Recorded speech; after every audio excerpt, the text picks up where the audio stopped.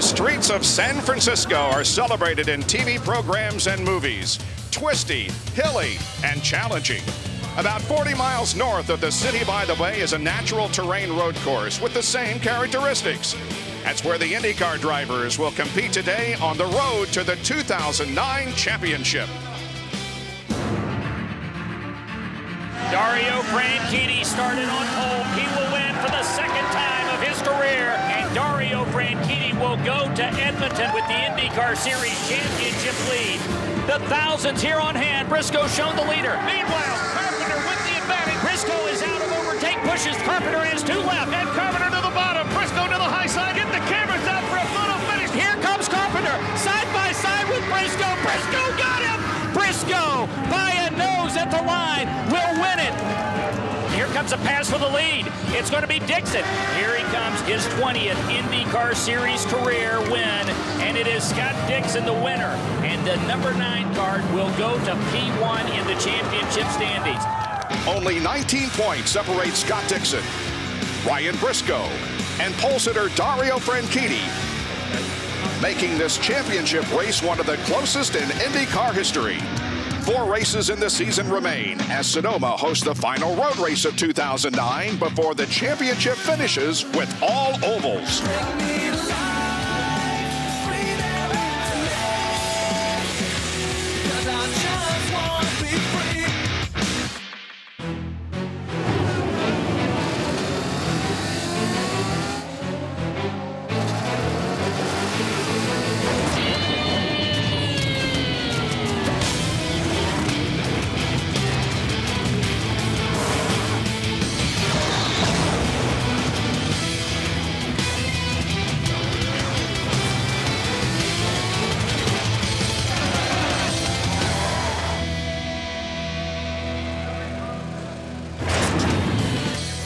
The Sonoma Valley, also called the Valley of the Moon in Northern California, is known for producing some of the finest wine in the world.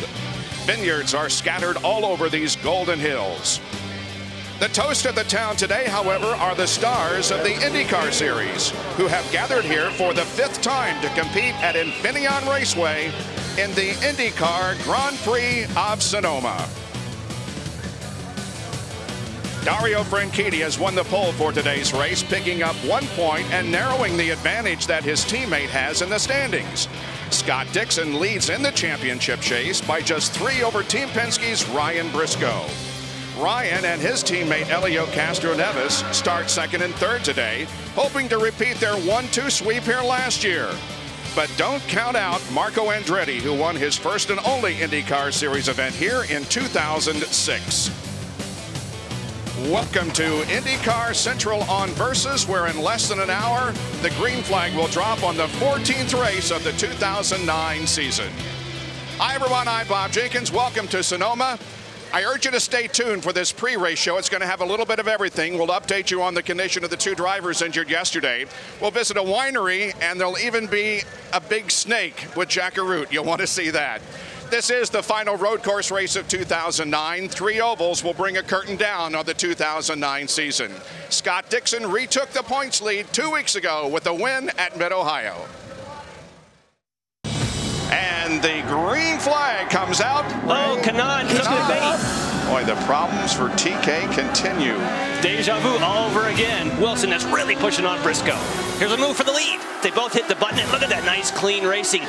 Justin Wilson has increased his lead to over 7 seconds. Here comes a pass for the lead. It's going to be Dixon. Phil Caduno playing the jammer, and Justin Wilson had to lift. Dixon takes the lead. Oh, Danica's in the sand trap, and she's pretty much buried. Sorry, Mike, you got to get yourself in better position. He's low on fuel. He's barely making it. Again, making sure he gets a tap over the shoulder. His fuel man, they light back up, and he stalls the car. Can he get it going this time? That 30-plus second stop, got to kill it. Scott Dixon wins his 20th career race. He now is the all-time winner in the INDYCAR Series with 20 wins. And the all-time winner in INDYCAR Series history, but what a difference 2 weeks can make, Scott Dixon. Things didn't start out too well for you here this week in qualifying. Yeah, it's definitely tough, and it shows that, you know, you're really only as good as your last race, and we definitely with the target car today, or yesterday I should say, in qualifying, we had some problems or issues with the braking package, and you know, that little bit of time really costs you, and we didn't make it to the fast 6, and now we're starting 10, so we've got a lot of work to do today. You weren't just looking at the braking aspect. I heard that from a lot of teams, but you actually were changing shocks even as of this morning in warm-up. I heard you went to Dario's shocks. Did that work for you? We tried some stuff that Dario's been running on the 10 target car, but you know, we definitely like different things, and there was definitely a show of that at Mid-Ohio. You know, he just wasn't happy with the car, and it's sort of flip-flopped this weekend, and he's really happy with the car. So, you know, we'll have to see if we can bring it back, and, you know, it's going to be tough. You know, it's a tough place to pass. Starts in 10th place, trying to work his way up the pack. Ryan Briscoe doesn't start too far from the very front. He's with Lindy Thaxton. Until the very end of qualifying, it looked like Ryan Briscoe would be on pole position, but then you said you knew you made a little mistake in a turn. You knew Dario was going to take it and that point. Talk about how the littlest things here can greatly affect this points race. Well, yeah, I was hoping he wouldn't take it from me, but had a couple of laps there that probably would have had, you know, been good enough for the pole, but there were probably a bunch of us saying the same thing. But you know, definitely getting the front row start here is very important. It's a pretty tricky track, you know, and track position is very important. So, you know, I love the track, and I've got a great team behind me. You know, we've always been competitive around this place, so hopefully we can get away to a nice clean start. Maybe I'll get in front of Dario, see what I can do, and take from there, but looking forward to it. And Jack, Ryan Briscoe started second here last year and finished second. Well, Dario Franchitti hopes to change things a little bit this weekend. Dario, team target seems to be on a move, and you saved the best for last in qualifying. Got 1 point in the points chase. Now, how do you cash in on that and bring it all home and get the lion's share of the points today? Yeah, qualifying was definitely good. We did a good job with the target car. We got it up there. Last gas pepper after going off the track, so that was all cool. But race today, we've got to try and get out front and stay out front. Track position is going to be really, really important here. So if we've got the speed and we can save enough fuel as well, stay up front, that would be ideal. But you throw in yellows at the wrong time and all those things, anything can happen. But let me ask you, though, with traffic the way it is and how hard it is here to pass, they've introduced the overtake button. Have you thought about that and how and when best to use it? Yeah, I have thought a bit about it. So that will come into play at some points today, definitely. Hey, Bob, the points are getting tighter and tighter. In fact, as tight as I can remember at this point in the season. Absolutely right, Jack. This is the way the standings look after 13 races. Now, although several remain mathematically eligible for the title, it looks as if it will come down to Scott, Ryan, or Dario. Now, if you look at the accumulated points only on road courses this year, Briscoe has the most. Dario second, Dixon third, Justin Wilson fourth, and Will Power is fifth. And speaking of Will Power, he's not here today because yesterday during practice, first of all, Nelson Philippe got off track at turn number 4, but he was able to continue from that incident. 11 minutes later, he did the same thing, but the car stayed on the track. E.J. Viso crested the hill, clipped him. But then Will Power comes over the hill and makes heavy contact with the right side of Nelson Philippe's car. Absolutely incredible impact that tore up both cars. We are very happy to report, however, that neither driver has been seriously injured. Now, here's the update. Will Power has compression fractures at L2 and L4 in his back and a concussion. Nelson Philippe has an open fracture on his left foot and a broken right leg and also a concussion. However, both are expected to fully recuperate. Now, Will Power has had an interesting season. He started off the season, of course, substituting for Elio Castroneves. He won the pole at Long Beach, and he was 5th at Indy, then laid out until Toronto, where he finished 3rd. He won Edmonton and was 9th at Mid-Ohio. There is big news concerning Andretti Green Racing and also one of their drivers, Danica Patrick. Robbie Floyd will have those stories when we return to IndyCar Central on Versus, live from Infineon Raceway, Sonoma, California. Welcome back to the INDYCAR Series. It's the Indy GP of Sonoma. Only 4 races left in this INDYCAR Series, and this championship battle is a tight one here, culminating this weekend in wine country. But boy, big announcement this week with Andretti Green Racing. The word in the pits was what was happening. AGR is not going to look the same anymore as of this week. Evidently, Michael Andretti will be taking over racing operations for Andretti Green Racing. And the other two team members, Kim Green, Kevin Savory, the owners, will be in the promotion side of the racing. So racing promotions, racing operations, two totally different entities. And evidently it's already paying off. In qualifications yesterday, in the top 11, AGR had 5 drivers. Jack Arute is with Michael Andretti. Thanks, Robbie. Indeed, they have qualified very, very well, and it looks like there's positive outcome from the announcement already. Yeah, I don't think it's that, but we've just been working hard. You know, we've known we've been getting closer and closer, and you know, hopefully today it'll show all the work that we've been doing is going to pay off. And you know, we're a tough team. We're going to work hard to get back there. And you've got a lot on your plate early on in this this new changeover, and let's get right through it. You've got some drivers to sign, and there have been published reports. You have said that you feel confident that you're going to be able to get the deal done with Danica Patrick. Some published reports that the deal is already done. Where are we with DP? No deal's done yet, but you know, the whole thing is we both really want it to happen, so we're going to make it happen. And it's just, you know, we got to get through it, all the other things to make it happen. But you know, I feel good. I feel like it's going to, but you know, it's not done yet. Michael, what do you think it'll revolve around? Is it all about dollar signs, or is there something else? There's a lot of different things, and we're just trying to make it work for both of us. And you know, I would say we're very close. Let's talk finally a little bit about the race today. You've gone off on a couple of different strategies with Danica Patrick. This Sonoma race is a bit different because it is the Firestone Blacks, the Firestone Reds, and the introduction of the overtake button.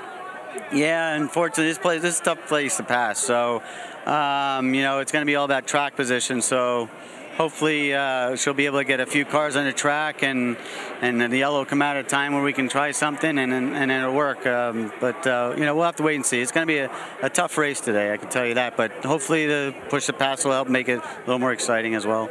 Lindy, it looks like Danica Patrick's going to have some extra tools today in her attempt to run to the front. And she will have Michael Andretti in her ear, and Danica, Jack just talked to Michael. Let's talk a little bit about the changes for next year for AGR. What are your thoughts on that, and how does it affect you? Well, I don't claim to know the total dynamics of the internal workings there. I mean, I experience all the owners, but I think that Mike has the best point of view of it all, and you know, he's driven for a lot of teams, and he's been a successful driver in them. So if he sees something that needs improvement to, at the end of the day, make the cars faster and have a better team overall, then I trust his judgment on that. Is it just giving you even more to think about in this time of the year? You know, I think for me it was a good thing to see, because, you know, obviously things haven't been going as we would want them to be going. We've been having sort of the toughest year we've had really before, so especially with no wins. So I'm glad there's a change. You know, I think that if, you know, we're not just going into everything thinking, oh, it's going to get better, or we'll do a little bit of this, a little bit of that, but there are major changes being made, and so for me it's encouraging that that you know, things are changing large from the top down. Danica Patrick will be starting 11th today. Yes, she is, Lindy. Looking forward to those major changes. This is wine country. Over 50-plus wineries here in the Sonoma Valley. You look at the winner's trophy, that says it all right there. The winner will get to tip back some of Infineon Raceway special juice. But, you know, several teams actually have their own wineries, like, you know, the Andretti winery. But another team, KV Racing, Kevin Kalkoven, and what's that, Jimmy Vassar, they have their own wineries. Come on, are you killing me? They have to, you know, cooperate when it comes to racing. It's a team effort. But when it comes to their respective wineries, Lindy Thaxton found out there's a little bit of a rivalry there.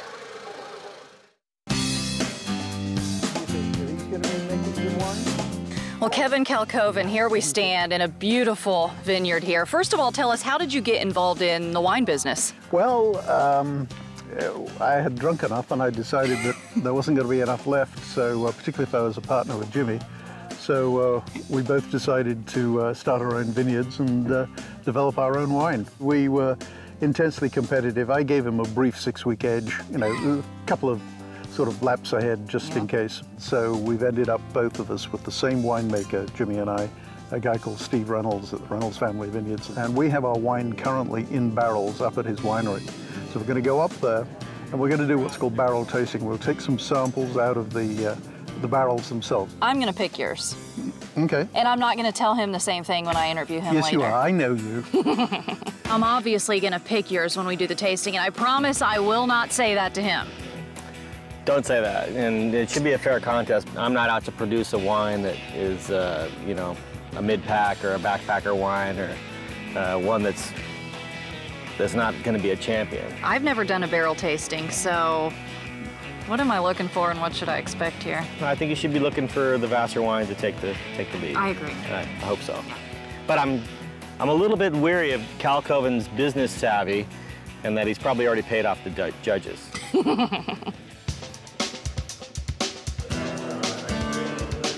So when we're at the track, I get the feeling you guys are friends, but I'm really not feeling that here. Absolutely not. We gave up friendship the moment we entered this door. Now we're competitors. Yeah. And that's when, if necessary, I'll cheat. Whatever you need to do. He's been here, he's snuck in a few times and done some secret tastings with my barrels. Really? And, Naturally. Which leads me to do the same to him. Good. Trickery and deceit. Absolutely. Old age and treachery wins every time. We don't know whose is in what glass, so this is a true blind test here. So if you like the wine on this side of the table, give it a vote. Me too. That side of the table? I think if a whole bunch of people were tasting it, it'd probably be split down the middle. Still 2 more years to go, and it's going to change so much in the next few years, but it's pretty close. He wins. And Jimmy Vassar with the victory there. We'll find out how their driver does today. Mario Marias already with a little bit of drama here in Sonoma. But Graham Rahal, he was the guy everybody was watching at Mid-Ohio 2 weeks ago. We'll follow the fastest Buckeye when we return. Welcome back to the IndyCar Series from Infineon Raceway, just north of San Francisco, and an icon of San Francisco, the trolleys. Well, thousands of fans here today will get a shot of that trolley with their favorite driver inside as they're making laps around here as we're getting ready for the start of the IndyCar Series at Infineon, the Indy GP of Sonoma. Getting ready for an exciting race today, but it was 2 weeks ago when we were at Mid-Ohio, not far from Columbus, Ohio, the home, New Albany actually, the home of Graham Rahal. You know the pressure had to be immense on the McDonald's driver for Newman Haas Lanigan Racing. So if the pressure's immense, what are we gonna do? We're gonna follow him and show you just how much fun he had. Amongst the rolling hills and the farm fields of Central Ohio, you'll find one of the legendary road courses in the country. Bobby Rahal now finds himself back at what undoubtedly has to be his home track, rooting for a second-generation driver by the name of Graham Rahal. You just have to focus every corner, every braking zone, every shift. You know, coming in the pits, hitting your marks. It's like any race, but somehow that always seems a little bit harder, you know, at this place. Do not count out today. Home state favorite Graham Rahal. I think our car feels pretty good. We were fastest this morning in practice, and I feel pretty confident that we can run up there with the best of them. So I need a little luck today, you know. It'd be great to win. Father, just a race that they can do their very best. In the name of the Father, Son, and Holy Spirit, amen. Godspeed, amen. A lot of people here, friends, family. Home race, huh? It's quite a lot, yeah. That's why I'm here, so really. Hopefully it'll be a good race. Graham, good luck. Win it today. Thank you, appreciate it. Crowd looks pretty good this year. It's nice to be at home, you know? Yeah. Huge crowd here that would love to celebrate a hometown victory. That'd be, I mean, it'd be a dream come true. I told someone earlier, if I couldn't win at Indy this year, this is the place I'd like to do it. Mid-Ohio race fans, are you ready? Graham, pace car lights are out. We're coming for the green this time. Do you copy? Copy. Green flag, green flag.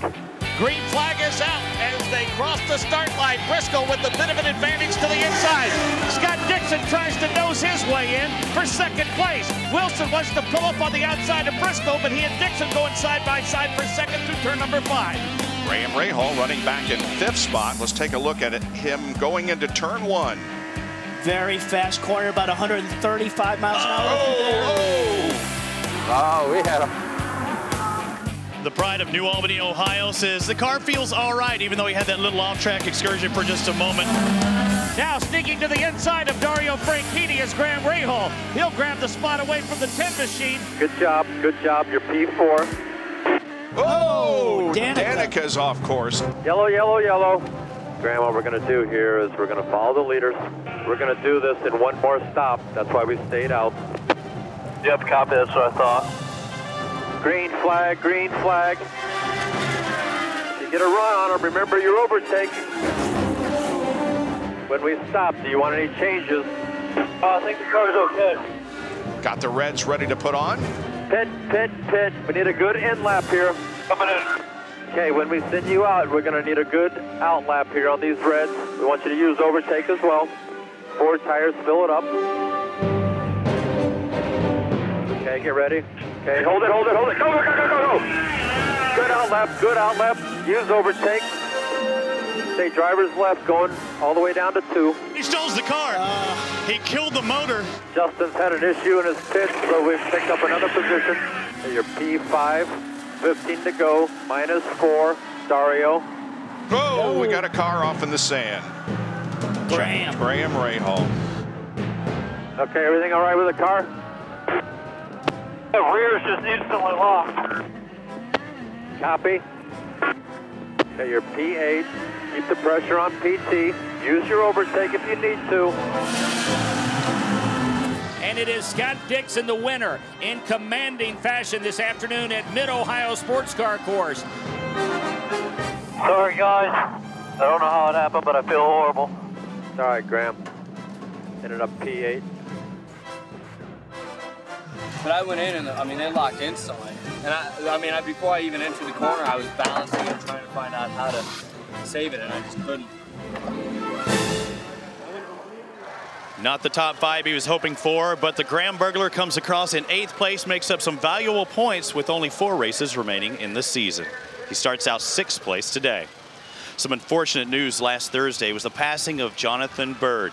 And he was a huge supporter of the Indy Racing Lead, a 16-time entrant to the Indianapolis 500, but most notably, 1996. You remember that year when Arie Luyendyk piloted his car to the fastest lap record in Indy 500 history. That mark still stands today. Jonathan Byrd was 57 years old. The IAAF Track and Field World Championships are on Versus. Witness the greatness. The Track and Field World Championships from Berlin conclude tonight at 8 Eastern. Part of Versus Red, White, Black, and Blue Summer. Available on Versus HD. Well, in years past, this track at Sonoma, Infineon Raceway, is known to have a little drama. Well, that was years past, but this year, it's starting out with some drama as well. This morning in warm-up, some people call it practice, but it's really officially named warm-up. Well, they were already hot. They had no need to warm up, especially the number 5 of Mario Moraes. He was well over the boiling point, trying to get by Helio Castroneves in the 3. This is practice. The blue flag comes out. Generally signifies move over. Watch out, somebody's coming up behind you. Well, then this happened. The number 5 gets into the number 3, and this is practice, mind you, not a race. They make no money for practice. They don't get any points, but boy, you can lose a bunch if your car's not set up right. Moraes and Helio Castroneves both have to pull into their pits, and this is just the beginning of the day. Both drivers were heated, especially Helio Castroneves. He got tapped by the number 5, who was just behind him, and that number 5 driver, Mario Moraes, is with Jackaroo. And Robbie, let's get right to it. Mario, from your perspective, what happened and what unfolded this morning? Well, you know, I think everybody could see we have a fast car this morning, and I already talked with Helio. Everything is okay. You know, I think it was just accident this morning. It was okay. Let's talk about what lies ahead in today's race for you and KV and Azul. How are you going to get to the front? Well, you know, yesterday on the qualified, we made some changes before the qualified, and of course, it was a wrong change. We had a car to qualify in top 12 for sure. We could show this morning finishing 4th, the warm-up, and well, we have a different strategy. We're going to play a little bit different from the others to try to go to the front. Well, from what we saw earlier today, Lindy, this guy's got a pretty fast car. He does. And Elio, let's talk a little bit about Mario Moraes and what happened in the morning practice. Talk about that. Oh, I hope he already got his adrenaline away from it. But, you know, it's one of those things.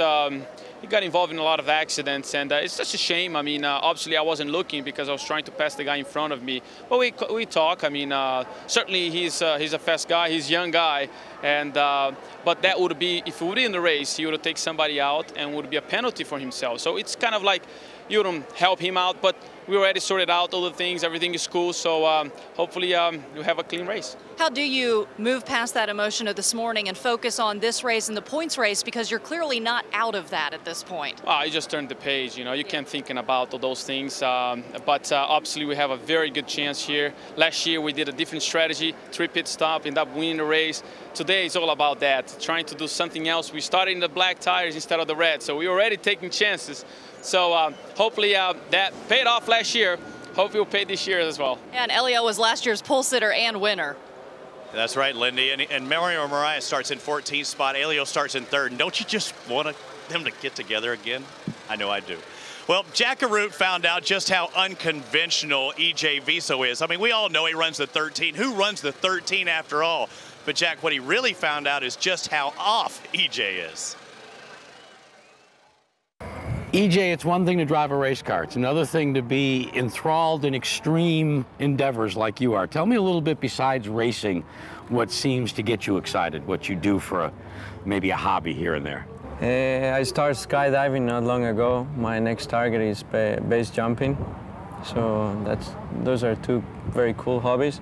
Is there any correlation, can you draw between skydiving, base jumping, testing yourself the way you do, and make that work to your advantage when you get in the cockpit of a race car? We are already very close to the limit. So the limit, it's just there. You cannot go through that very often. I mean, whenever you're gonna touch that limit, you wanna be sure that nothing else is gonna happen. And you don't wanna mess with that so often. So basically I try to be in that red line as less as possible. Now, I can buy into a lot of those hobbies, but what I have a difficult time with is your choice of pets. Not only spiders, but you lose me with your pet snakes. I'm terrified of snakes. Well, you know what? I have some friends that they brought a snake, so you can start touching the snake. He's gonna come in on your neck. Come on, Jack. Oh, God. I've never... what is his face doing there? Here's the face. Okay, kid. You think this is funny? Why is he tightening around my neck? Because you are... Okay. You have fresh meat. No, EJ, that's not funny. That's not funny. EJ, snakes love chickens. And a big one right in front of him there. Fresh meat, Jack Arute. We'll have more for the INDYCAR Series on Versus right after this. The race is about to get started and only 4 more to go in the INDYCAR Series. Welcome back to the INDYCAR Series live on Versus. Ryan Briscoe's team, Penske Pit Crew, was named our Firestone Pit Performers at the Honda Indy 200 at Mid-Ohio. He had the fastest crew out there 2 weeks ago in Mid-Ohio. We'll see how they do today. They're about to get their shot. Now, this area, Northern California, is known for fine cars, especially race cars. You know, the Concourse de Elegance right down the road at Pebble Beach. Last week, actually, on the 18th green lined up. But here at Infineon Raceway at Sonoma, it's the GP cars that are really special. And Robbie Buell found out just how special they are. He got a little sneak peek at the Grand Prix cars of yesteryear. Does it get any better than this, to be in Sonoma, California, wine country, IndyCar weekend at the Infineon Motor Speedway? I don't think so, but there's one thing that does make it a little bit different. We have the historic Grand Prix Series here, which is featuring Formula One cars from the 70s and 80s. There's about 18 of them here, and they race at different venues across the United States. In 1982, I graduated from high school, and my gift was to go to the Montreal F1 race. And this car, I remember, K.K. Rosberg, Jacques Lafitte were driving. Tell us just a little bit about this car, because this is a championship-winning car that has history, has won races. This car ran 8 Grand Prix in 1979, won 4, had 7 poles. It ran the first Grand Prix of 1980, and it won in Argentina. Give us some of the highlights of this beautiful Cosworth-powered car. Well, it is completely mechanical. There's no engine management, electrical engine management at play here. So everything is controlled through the mechanical fuel injection. What drew you to these cars? I was at Road America 2004, and I went over to watch the start, and I said, wow, I've got to get a car like that and drive it. It's just so beautiful. The howl of a Cosworth at 11,000 revs is special. Did you think to yourself, hey, I can't get out and drive this thing. I got to just put it maybe in my living room as a piece of art? It's a race car. It's designed to be driven, and it's such a wonderful car to drive. I absolutely agree. I mean, you know, I don't know all the technical aspects of it, but one thing is I know they look fantastic on the racetrack. And then once you get these cars on the racetrack, nothing sounds better. That's what they're all about. Today here on the Infineon racetrack, and really we're very competitive. I'm Bob Jenkins with Jan Beekes and Robbie Buell. But the thing I'll remember from that piece is you graduated from high school in '82. Jeez, you're old. I know, you poked me right when you said that. But I'm going to get a chance to drive that car. Oh, yeah, good. All right, let's turn our attention to today. One of my favorite things about this racetrack, Robbie, is the fact that it has a lot of elevation change. It does, an incredible amount of elevation change. As you go from turn 1 all the way up there to turn 3, that's almost climbing 14 stories. Then you roll to the carousel, turn 6. It's like a roller coaster where your belly hit your ankles, and you don't know where it's going to stop. And then up the back straightaway, the end of the drag strip, that's kind of subtle, but that goes up to 106 feet. Then you run down to 14 feet in turn 10, and just a great elevation change here at Infineon. No kidding. So here we are, looking at turn 1 again. That's a 6-gear corner. We're riding on board with Elio. Here's turn 1, big compression, flat out 6-gear. Down to 2nd gear as you get to turn 2 here. The car gets a little bit light, and you get after one of my favorite places, Jan. I love turn 3 and 3A, just like you, Robbie. Of course, that's where Will Power unfortunately had his accident. But right here, it pushes you in the seat, then up over the top. It's blind, and man, that is a fantastic corner. Really gets you going. And here's the carousel, this long, sweeping downhill corner, very fast. Here is a blind rise going into the carousel. Here you are, looking to work the wheel, wait on going to the power. Now you're thinking, get out of there and get down to turn 7. A couple great passing places. Turn 7 is one of them, and the other one is coming here into turn number 9. Here's 7. You get on the brakes, down to 40 miles an hour. Feels like you're parked. Then you hammer it. Then it's the side to side down the hill. It is, and through this sweeping straight, it's like a ski racer. You got to be in front of the gates. If you get behind here, you're just catching up. And the next passing zone coming up here at 9. If you're brave, Mari Marias tried it. Didn't quite pull it off on Castro Neves, but we'll see that one come race time. Now back around towards turn 10, completing a lap of Infineon. All right, well, we have talked about it before, but you really can't talk about it enough. We've got a great championship points battle going on, Jan. We do, and it's just, you would think after Mid-Ohio, well, you know, Scott Dixon's got it in the bag with that kind of momentum. But wouldn't you know here, Scott Dixon has that problem with the brakes in qualifying, and now he starts 10th. It was a bit of a binding in the brake bias, so it's not like he's out of it. But when you start 10th here, that makes it tough, Robbie. No, it does. And for Dixon, you know, we kind of heard from him a little bit. He said, maybe I don't want to be leading the points right now. I just want to lead at the last race. So what's going to come out of here, we'll find out. All right, well, get set for the final road course race of the year. Thanks for joining us on IndyCar Central on Versus. Stay with us. We'll be back for the command to start engines and the start of this event in just a moment. Scott Dixon sits in a familiar position atop the championship points race. But Ryan Briscoe, who trails by a mere 3 points, and pole sitter Dario Franchitti by just 19, look to regain their lead. 4 races in the season remain as Sonoma hosts the final road race of 2009 before the championship finishes with all ovals.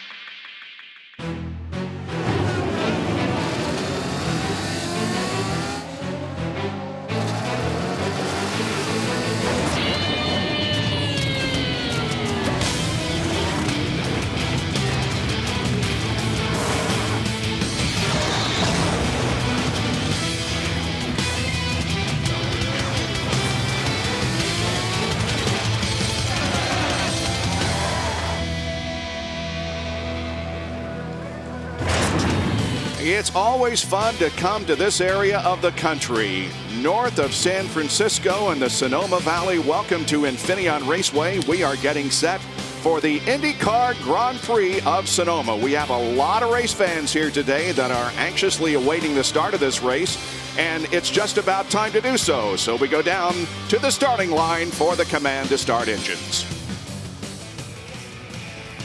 Race fans, are you ready? it's time for those most famous words in motorsports. Please welcome back women's basketball Olympic gold medalist Jennifer Azzi as she gives the command. Drivers, start your engines!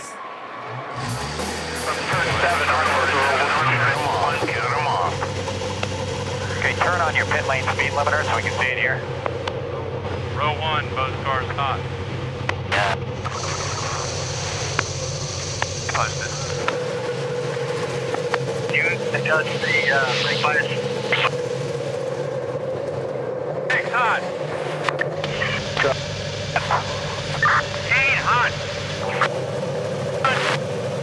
10 hot. 11 hot. Good job, guys. I copy all cars running. Beautiful day here in this area as we have temperatures in the low 70s. Just an incredible setting here as the drivers, 22 strong, get set to go 75 laps, a total of 175 miles. The race has been shortened by 5 laps from last year. Our Peak Pole Award winner is Dario Franchitti. Went around this track at 1:16.798 miles an hour, 107.9 miles an hour. And he now has 4 poles for 2009. Briscoe has 2. Graham Rahal and Elio Castroneves and Will Power each have 2. And Scott Dixon, because of points, started on the pole at Kentucky. Here's a starting lineup as we go through here. We'll tell you that the farthest back a winner has ever started was 5th in 2007, and that was Scott Dixon. This race has never been run caution-free. We had 1 caution in 2008 for 2 laps, and we had 4 cautions. That's the most cautions that were ever in this race in 2005 and 2006. Fewest number of leaders, 3. Most different leaders, 5. And the Sonoma winner, and I'm not sure this is a good omen for Scott Dixon, but the Sonoma winner has never gone on to win the championship. Another guy who looks really good here. They rolled off the trailer really well. That's Andretti Green Racing. Marco Andretti qualified for his first Firestone Fast 6 of the year. He's going to be starting 4th, and this is the home of his first victory in IndyCar Series 3 years ago. You'll also see Justin Wilson, who comes up here in row 10, but he's going to start at the back of the field because they decided to change their mind on what tire designation. He used no red tires at all in qualifying, so he has 3 brand new sets. But at the last moment, they said, hey, wait a minute, let's start on blacks, get them out of the way so we can use all these sticker reds. Jack? Well, and yeah, that reflects a little bit of the way the respect people have for the Reds today. When you take a look at the way the grid lines up, the guy I like is going to be Elio Castroneves, who has decided to stir things up right from the beginning. Quite simply, they're going to start on scuffed blacks. There is no rule to use new blacks, but like Justin Wilson, their theory is they want to get rid of the blacks and go and run the majority of the race on the Firestone red alternate tires. I asked Tim Cindric about what was going to dictate that, and he said, well, basically we feel like in the early part of the race we're going to be able to hold people up and keep our position. Then, well, depending on what happens with the overtake button, maybe we'll be able to come in, get rid of the blacks, and go to the red. Now, what about the overtake rule? It's real simple. You get 15 shots at it for 15 seconds in duration. You can't keep the button depressed because after 15 seconds, it takes 10 seconds to recycle. You want my early pick to maybe run to the front and lead this thing and maybe win? I like what Cindric and Elio Castroneves have done. Forget about the points. It's time for us to shake things up. And Jack, the interesting thing, I spoke to Elio about that choice. He said, I'm only making this choice because I'm way out of the championship. I have to roll the dice. If I was near the front of the championship, I'd never take that gamble. And one more thing to follow up on what both you guys are saying. I talked to Tim Cindric. He said what's going to make that work is when we do the pit stops to come in for those sticker red tires is we need it to be under green conditions so they can make good out laps and in laps on those softer red Firestone tires. Got some good onboard cameras that will enhance our coverage today. There's Justin Wilson. He, of course, will have the final starting spot, so it'll be interesting to see him move up through the field. There is the 06 of Oriol Servio, who'll be starting in 17th position this afternoon. Ryan Hunter-Reay also has an onboard camera. He starts in 16th position. Coming off a good run at Mid-Ohio, there's Tony Kanaan. He starts 7th, one of the AGR drivers, of course. Elio Castro-Neves will also have an onboard camera. He is starting alongside our pole sitter, Dario Franchitti, and there is his onboard camera. The field now is in turn number 7. Lindy Thaxton has an update. Lindy? The team tells us they have a specific reason that they did that. They just don't want to share it. I can tell you right before the drivers pulled away, a lot of them were asking, why is Wilson in the back? Their strategists were telling them he changed the tires, and be aware he's got 3 brand new set of reds, and just remember that. Dale Coyne is the car owner. He's set to watch his driver in car in competition here this afternoon. There's Milka Duno in the 23 Citgo sponsored car. The field now comes up through the S's, through turn number 9 and 10. And keep an eye on Briscoe. Briscoe mentioned in the interview in the pre-race show, can I put a move here on Dario? Can I somehow out-drag him up the hill? This will be a great drag race. Now they won't use this part of the course except for the start here and restarts. They will cut this corner right here. The field lined up nicely as they come off of the corner. Briscoe got loose. And the green flag is out. The green flag presented by Apex Brazil. Experience our energy. And here's this big elevation climb right here, 14 stories. There's oh, we got contact. Montani. Several cars involved. Dixon is in the middle of the racetrack. Oh, there goes the keep it running. Keep it running. Go, go. Push him down the hill and let him pop that clutch. There's no reverse. There is no reverse, so he would have to go forward. Wow, we talked about championship and we talked about, you know, yeah, he didn't qualify well because he had a brake problem, but anytime you're further back in the queue, this is what can happen. You get tangled up in somebody else's mess. There's just a lot more going on.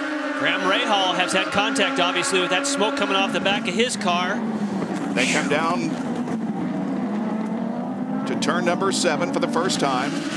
EJ Viso, it looks like, may have gone off course. He rejoins the he would field. have come from turn 4. Yeah, and he's got his left front is out of whack. And like you say, you can come through 4. Yeah, Kanaan is smoking as well. There were 4 or 5 cars. Did you guys just see that debris flying off that wall, too? That's as you roll into 7 where that was coming Full course caution. There's a lot of debris up where the first contact was, and there seems like there's a lot all over the racetrack. We were surprised not to see that full course yellow a little bit sooner. Okay, right off the start, Briscoe was in trouble because he broke traction. But watch, I believe it's Castro-Neves goes straight here. He's in trouble. Oh, it was Andretti chopped over the front of Rahal, but then behind him there was another 3 cars and Viso. Wow, that's there's where Viso hurt on that black and green car right there. That was his Montani in the Yeah, we saw him go off. So here, let's watch it again. Here's the uphill climb. A little bit further back in the pack.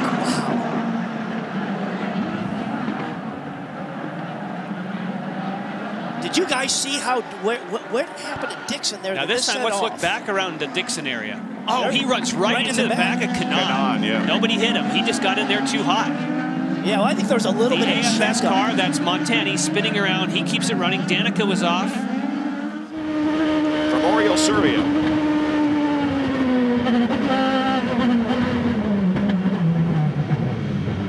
Wow. He got through there clean. Yeah. So far, he hasn't anything. He's thinking, go, go, go. He's like, woo! How many spots did I just get? Because we know he didn't. Oh, no. He didn't qualify as much. Watch the black car of Andretti up ahead. That's the first contact, I believe. He pulls and makes contact right there with Rahal. But that was the hit from behind on Kanaan. And I don't think really Kanaan slowed his pace too much. He just got hit from behind. He didn't necessarily check up, that being Kanaan, from what was in front of him. There was contact for Hunter Ray, too. Yeah, with Dornbos. Wow, there's H. Wow. Danica Patrick's in for repairs. Down to Jack. Yeah, and it's going to be a long repair because the front end has been damaged on the right side. It's towing out.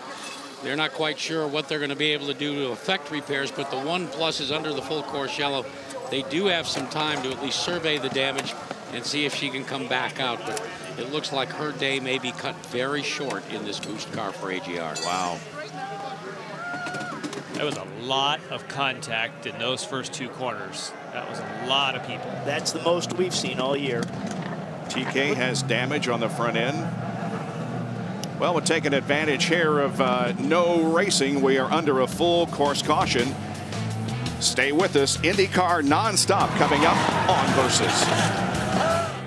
Well, a lot of contact at the top of the hill on the very first lap of this IndyCar race, and several teams are laid out, hoping that their driver will come in and some repairs can be made. Among them, Tony Kanaan and Scott Dixon, the championship points leader, who got in trouble. Here is Kanaan on pit lane. Notice the front of the car on the right there is flapping. Robbie, he's headed toward you. Yes, he is, Bob, as he pulls in here. They're expecting a nose change, and that is going to be the case. They're unscrewing that. It looks like they're taking off those reds, the alternate tires, throwing on a set of scuffed, I believe. It looks like scuffed black tires going in. Now they're taking it to the nose. A couple of teams are doing different things. They're either leaving on the same tires, even though they have a couple laps. Some are actually changing to the new tires. It looks like a set of scuffs for Tony Kanaan. Now, when you look down at Scott Dixon, they made that last-second decision to leave the tires on when Mike Hull originally told him that they would change to new tires. The main thing was leaving the tires on, filling up totally with fuel, so he has enough. And it looks like Graham Rahall's day may be done in the McDonald's car. Wow. Down to Lindy. We knew Graham was going to come in. He said he didn't think anything was wrong with the suspension. He thought he just needed a new nose piece and 4 tires. He started to take away, and it sounded like he stalled. As you can see, he's out of the car. We're going to find out what's wrong and get back with you. Yeah. Well, if we think about what we saw, it was Marco that came across his wing. Right. And they should be able just to replace that wing. So obviously something else has gone wrong for him to get out of the car right now, Jan. Agreed. We've learned that Graham Rahal broke the drive shaft on that car. That's why he's out, guys. Okay, well, we knew that. So here you get it repaired, and you're getting ready to get back into action. And we haven't seen many this year. The drive shafts have been much improved, but it is potentially a weak link. Viso going behind the wall. We saw Danica Patrick pull out of the pit, so apparently they have at least part of the damage repaired on that car. But Newman, AGR, had a couple of cars involved in this incident. Also worth noting, Scott Dixon did not lose a lap. So they did get him restarted, and he stays on the lead lap. Yes, maybe at the rear. But here they come for the restart. But not being down a lap, he's still alive. Dario Franchitti leads the rest of the field off the final corner, and the green flag out once again for our Apex Brazil restart. Experience our energy. Up the hill they come, and let's hope they have a lot better luck this time than they did last time. In the back of our minds, the strategy with regards to the Firestone red and black tires, you need to, on the red tires, you need to do 2 green laps of running. So the guys haven't done that yet with when you have to cycle through and have your fulfillment of running 2 laps on the blacks and 2 laps under green on the reds. That's still part of the strategy you need to think through here, as it all got shaken up with that big incident.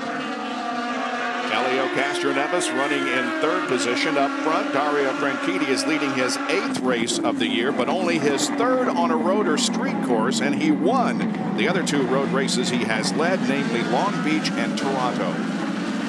Dornbos had some lock up there and managed to hang on to the position. Wow, look at this Gago cars. Those were all the cars that got into trouble that are now trying to make up ground. Including Scott Dixon. And Briscoe closes in on the leader, Franchitti.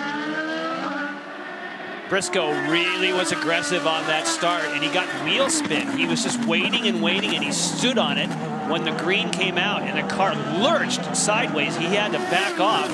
Very fortunate that he stayed in that 2nd spot. In fact, Castroneves had passed him until Castroneves went wide in turn number 2 on those black sidewalls. Fellas, let me update you on Danica Patrick as well. The crew took a look at the front end. Nothing that was terminal in terms of suspension, although the situation has occurred that the car is towing out. I like what Justin Wilson has decided to do. That early caution, he couldn't come in to change to the reds, but he's gained some positions. He's moved from the back of the pack, and he's starting to move up. Now he's fulfilled his black requirement with the Firestone tires. Next caution, watch for the Z-Line 18 to hit pit row and go red. Yeah, he has gained half of the positions that he needs. He started 22nd.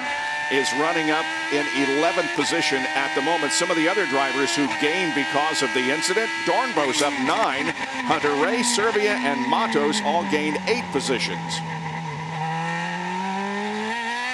And as as they run right now, Ryan Briscoe has the points lead by 4 over Dario, and Scott Dixon drops to third, 24 behind. Now, of course, that's as they run. That can change a lot, but Dixon's crew,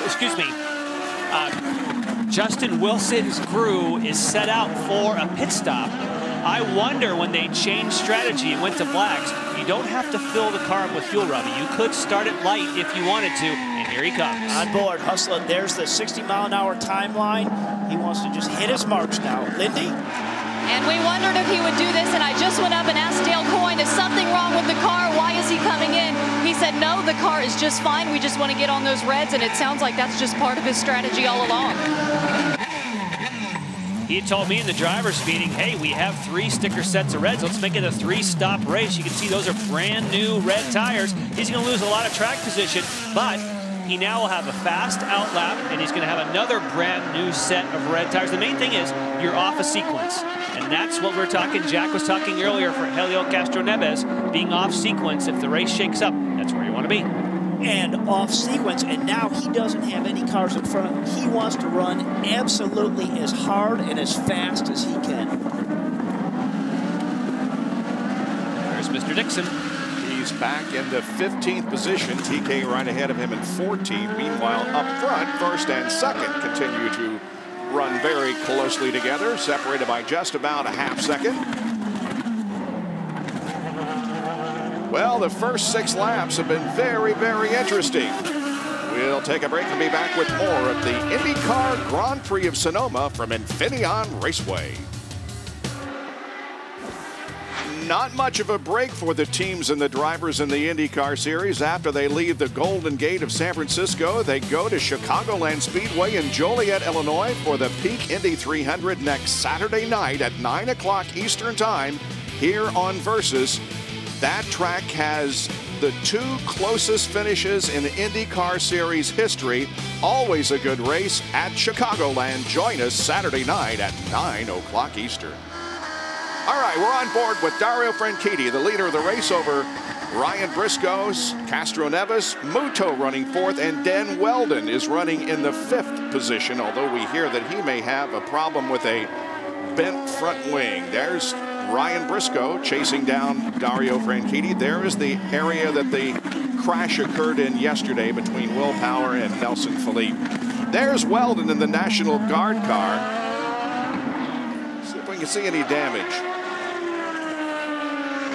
Guys, I just want to talk about how much more comfortable Dan Weldon is coming into this race than he had the other road and street courses. His finishes there have been terrible, but they tested here a week ago Thursday, and they're really making minute adjustments. No major adjustments the entire time they've been here since practice yesterday, qualifying, and then warm up this morning. So he's got a car he likes much, much better. It's totally different than the car he had in the other road and street races. Running in 5th position at the moment, and unfortunately an early out for Graham Rahal, Jack. Well, Bob, it remains to be seen if it will be a permanent early out, because I understand the McDonald's team is going to try and get the car back ready for you to strap in. Yeah, we're going to see if we can fix it. I don't know exactly what happened. Obviously, the first incident with Marco, I just had a really good start, and I tried to get up next to him. Once I saw it wasn't going to work, I was trying to bail out as quick as I could, and I still just clipped him, which wasn't the biggest thing. We came into the pits, and I didn't know if the half shaft was broken in the incident or the half shaft was broken because I released the clutch too early in the pits. But it's unfortunate because, I mean, basically, you know, now a good result is out of our way. Right, and when you know you're going to have to go back in a race car, and let's take a look at the replay one time, because you look like the meat in the sandwich, especially when we were starting to come up through the S's from overhead. There you are. I mean, you can see I'm trying to lift to get out of the way. It just doesn't work. And then a whole bunch of other stuff happens right after me. But to be honest, just got a really good start. I really did. And when Marco pulled to the left in front of Hideki, it was a good opportunity. And I didn't try to make anything happen, just tried to lift, and it didn't work. Taking a look at Dario Serbia as well, and you know, the situation with your teammate there. It's tough with Newman Haas Lanigan Racing. Are you beginning to feel the heat about getting back into victory lane? Yeah, I mean, it's frustrating. You know, I feel like we've had the pace certainly pretty well everywhere this year. If you look at our qualifying average, I think there's very few that are better than us. But unfortunately, I keep making mistakes, and you know, we need to figure out a way to get back in victory lane. we keep doing small things that are really killing us, and it's frustrating right now. Well, we appreciate you stopping by. We know you got to go back to work, and I know it'll be a long day. Thank you. You know, very interesting, and hats off to Graham Rahal, who said, I was going to poke my nose up there and take the position, decided it wasn't going to work, and I was going to back off. Not saying that, you know, Andretti chopped me, or certainly it looked like Marco had, just like he said, had gone to the left and kind of opened the door, but certainly he admits that when you're in that position, you got to get out of it. Well, Hideki Muto is the best among the Andretti Green drivers right now, finishing in 4th position, as many were involved. In fact, everybody else was involved in that first lap incident. And I watched a little bit more as we saw some of those replays. I was trying to figure out, we saw that little mark on Weldon's car. He just went by. He had a little mark on his left front. I was trying to figure out who. It looked like he got together with Danica. That's what put Danica out into the toolies there, is just a little contact with Weldon that just was set off in that full chain reaction. Now here's red versus black. Muto is on the alternates. Obviously, we've documented well that Castro Neves is on the blacks. He'll be slower. His job, keep Muto behind him, even though he'll theoretically have a slower car, try to hang on to that track position. But Hideki says, I'm going after him. Good battle for 3rd position, but up front it is Dario Franchitti with about an 0.8 of a second lead now on Ryan Briscoe. Franchitti has led all the laps so far. Dario Franchitti continues to lead. We look back on the 2nd place driver, Ryan Briscoe, separated by about 0.8 of a second. Here comes 3rd and 4th. That's Elio Castroneves and Hideki Muto. And then notice the change. There's Mario Moraes, who has moved around Dan Weldon. That happened a lap ago, and here's how it occurred. Setting up for turn 7, a good clean pass, pulls alongside Weldon. Nice job, a little bit of lock up there, but he got the job done. Now Weldon just got to chase him back down. Look how fast that car is. We know that this car has been fast so many places. Mario Moraes, I mean, we saw him climbing all over this morning in that warm-up. We documented that well, that he and Castro Neves. This is a fast car. He's now in clean air. Look at him go. Yep. And then what? It's just a fast car. Talking about fast cars, I'm looking at the fastest laps turned by anybody right now. Briscoe has set the fastest lap, the fastest single lap. The next guy, remember who came in for those sticker red tires, and he's got more of them. That's Justin Wilson. He set the next fastest lap. And right now, again, we know Wilson's MO is just drive as hard as he can to try and come back up this field and then sequence through with track position and pit stops. Now for Mario, we heard him and Elio talk about that they spoke together this morning in the driver's meeting about that incident. They did the whole thing in Portuguese, and then Alonso Jr. came in and said, okay, Hammond, I don't tell me in English. I want to be sure you guys are cool. And everybody was all fine and friendly when it was over. But it was a toned down Portuguese, because I was also standing not far from you and I didn't hear any yelling or shouting. It was a toned down Portuguese. Of course, Mario Moraes drives for KV Racing Technology. Half the ownership is with Jimmy Vasser. Lindy? And Mario advanced 7 spots in the first lap alone. He was 4th fastest in this morning practice. What's he saying about the car right now? He hasn't said much, but we knew the car was good in the morning warm-up, and he's made some great passes. Obviously, we kept it clean through the mayhem in the first corner, but as we can see here, he's reeling in Muto. Got a great race plan. You know, we know he has the speed to do it, so we're pretty optimistic. I heard him say earlier he was feeling a little bit of vibration. Is that better now? Yeah, we had to change our front brake rotor after warm-up. Sometimes that happens, but I mean, that Azul car looks great on track. It's flying. I think we're going to be good late. Jimmy Vasser, thank you. Thank you. Mario Moraes in last year's race started 12th and finished in 10th position. And here's the reaction that Vasser had when he saw Mario get a ran down Weldon to pick up the position. Go. That's the go to the front seat.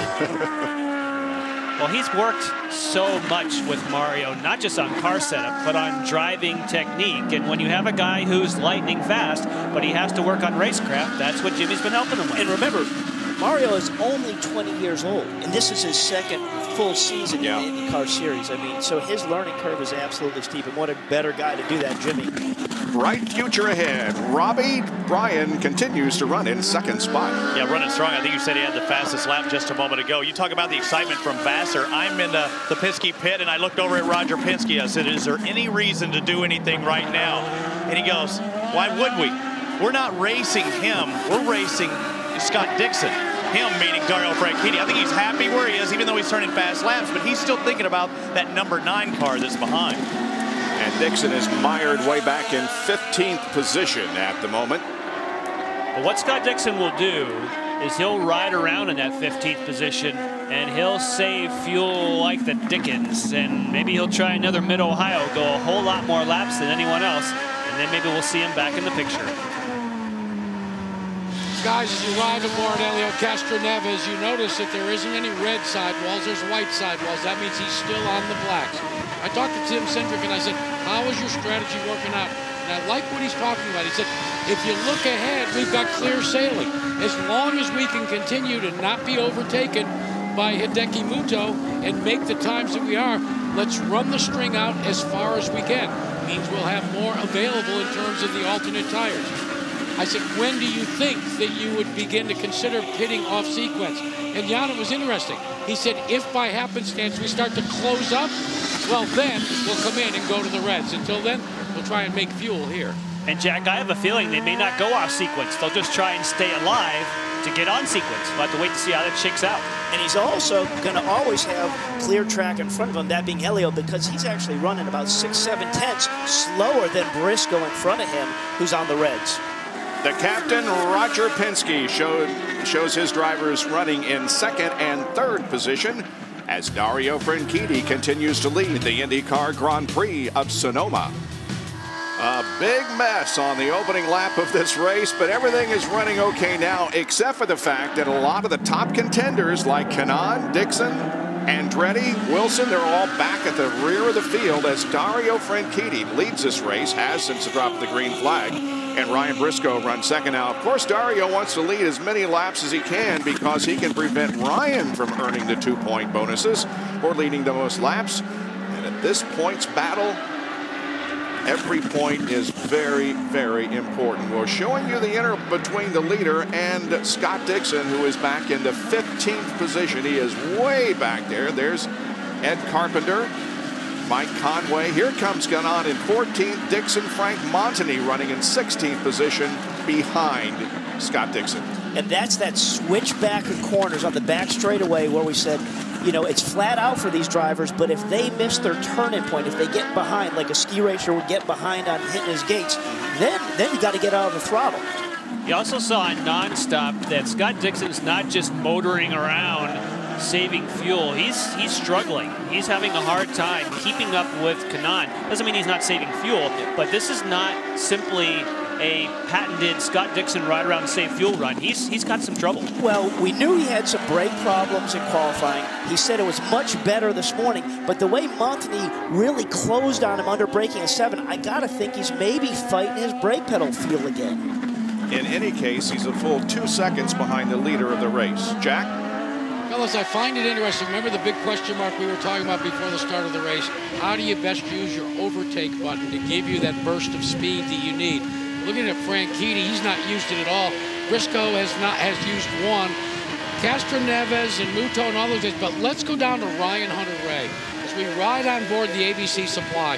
He has tried to use it. He's used half of them already. 8 are all that remain for this guy that we ride on board. He's using it as he continues to try and chase down Bobby D, Dornbos in the 33. And he's trying to use that overtake. But the problem is, he's only got 8 punches left for 15 seconds in duration each time. You got to use discipline, Jan, when you've got that overtake button. Don't let it lure you into coming to the second half of the race and being out of OT. This is a tough place to pass, Jack, and you first want to use the OT button to get yourself into position, then maybe use it again. But with that 10-second recharge, timing is everything. And like you said, if you press the button and you don't get it done, you're like, oh man, there goes another one of my pushes. and the overtake, it's not a guaranteed, oh, if I use it, no, I'm going to pass the guy. It just maybe creates a little bit of opportunity so you can get alongside him. Not get it done, just maybe create a little more opportunity. Should be seeing the first round of pit stops very quickly, so we'll take another break and get it out of the way as Ryan Hunter-Reay runs in the 8th position behind the leader of the race, Dario Franchitti. Stay with us on Nonstop. Wednesday, September 2nd, Versus is back in the cage for a World Extreme Cage Fighting Interim Lightweight Championship battle. Donald Cowboy Cerrone meets undefeated challenger Ben Henderson. Live September 2nd at 9 Eastern only on Versus. And Scott Dixon is in for a pit stop. The only reason you would stop now is if they want to make some kind of change on the car. We saw him struggling. No visible changes, but remember, you can do a ton with tire pressure. They could have given him a completely different tire pressure setup because obviously he was struggling. New skins and possibly new pressures, but no wing adjustments we could see. But remember, he didn't change tires on that initial stop, so maybe those tires were just flat spotted from that initial incident. So maybe they really didn't make a lot of changes because of a flat spot or something. And I was running down and they asked Scott, well, how about the wing? He said no problems there, so that's why they didn't have an adjustment with the front wing. When they put fuel, again, I'm calling this from all the way down there, Mike Hull said, don't worry about fuel. We'll take care of that later. So fuel position 1, go ahead and run full ridge, and we'll concern ourselves with the fuel later. Already 1/3 of this race has been run. Of the 75 laps, we've completed 25, and Rankitti has led all the way so far. And here is Marco Andretti on pit lane.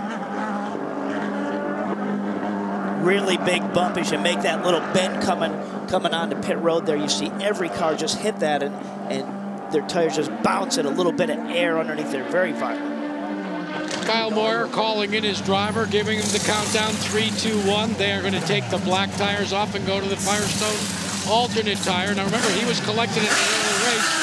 So back on sequence, so to speak, as they take a full fuel load of ethanol, guys. So in a way, Jack, he is somewhat on a similar strategy. Oh, here comes Dixon.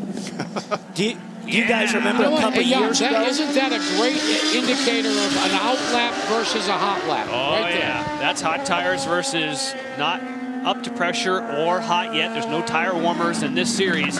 That's why timing is everything. I remember when I saw that. You remember the incident a couple years ago where Marco and Franchitti got together when they were coming up turn 1 there, and one of them was coming out of the pits. Woo! Dan Weldon is also on pit lane. He relinquishes 6th position, and Robbie Floyd, you should see him. As he makes the left-hand turn, comes down. He's next just in front of Hideki Muto's pit. The National Guard number 4 was talking about understeer. The left front wing, the sideboard, and you can see it's clearly broke. The left front is broke. They may take a wing adjustment, but it's not going to be the case. They had an extra wing here, but they did not make that change. It is visibly broke. If you can take a look in tight there to that left front. So Weldon moves back out onto the racetrack. And you can see they put more wing in that car. And like Robbie said, that left front end plate definitely has some damage on it, but it doesn't look like it's doing anything that's really hurting the efficiencies of the way that front wing works. And here's Graham Rahal, who is back in the McDonald's-sponsored car, hoping to get out there and earn some positions. He is currently next to last, 21st, having completed only 2. EJ Viso is the only car officially out of the race. By the way, the 33, Robert Dornbos, did make a pit stop just a few minutes ago. Elio Castro-Neves is also on pit lane, getting rid of a tear off. Robbie?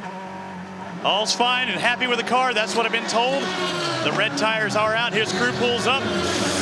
Elio Castro-Neves, you don't see anybody making that move up towards the front of the car. Doesn't look like any type of adjustments whatsoever. A fuel load of fuel. I think that's what's key here right now. Red Firestone Firehogs, and back out it goes.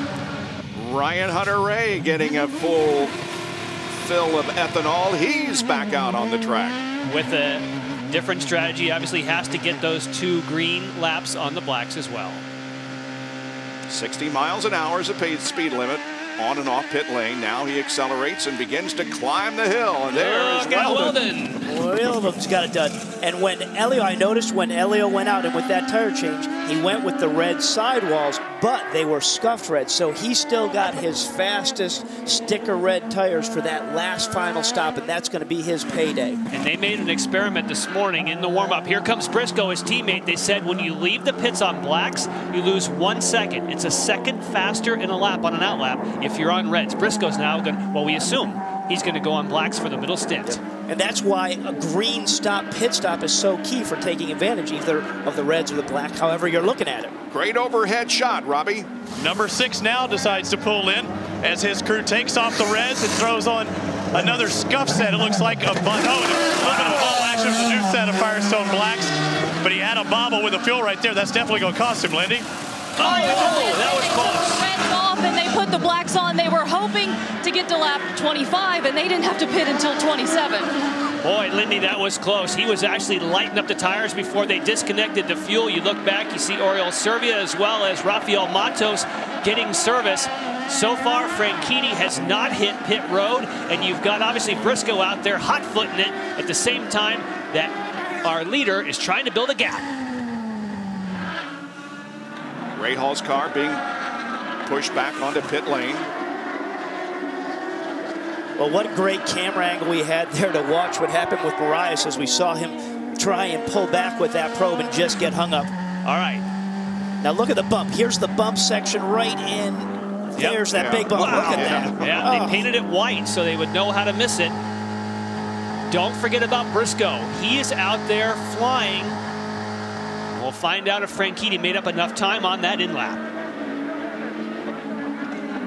The subtleties of it all. Robbie Floyd. I'm sure Dario Franchitti quite conscious about Ryan Briscoe out there as they take off the reds, throwing a brand new set of blacks, trying to get that full set of fuel. Not one adjustment. That looks like a time for the Target Chip Ganassi crew. Again, not much talk from this camp. I think the car is that good for him right now because no adjustments for the number 10.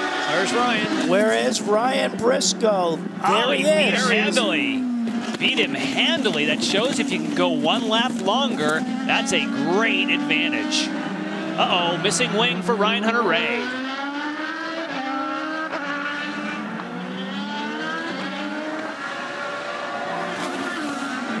And he'll enter pit lane.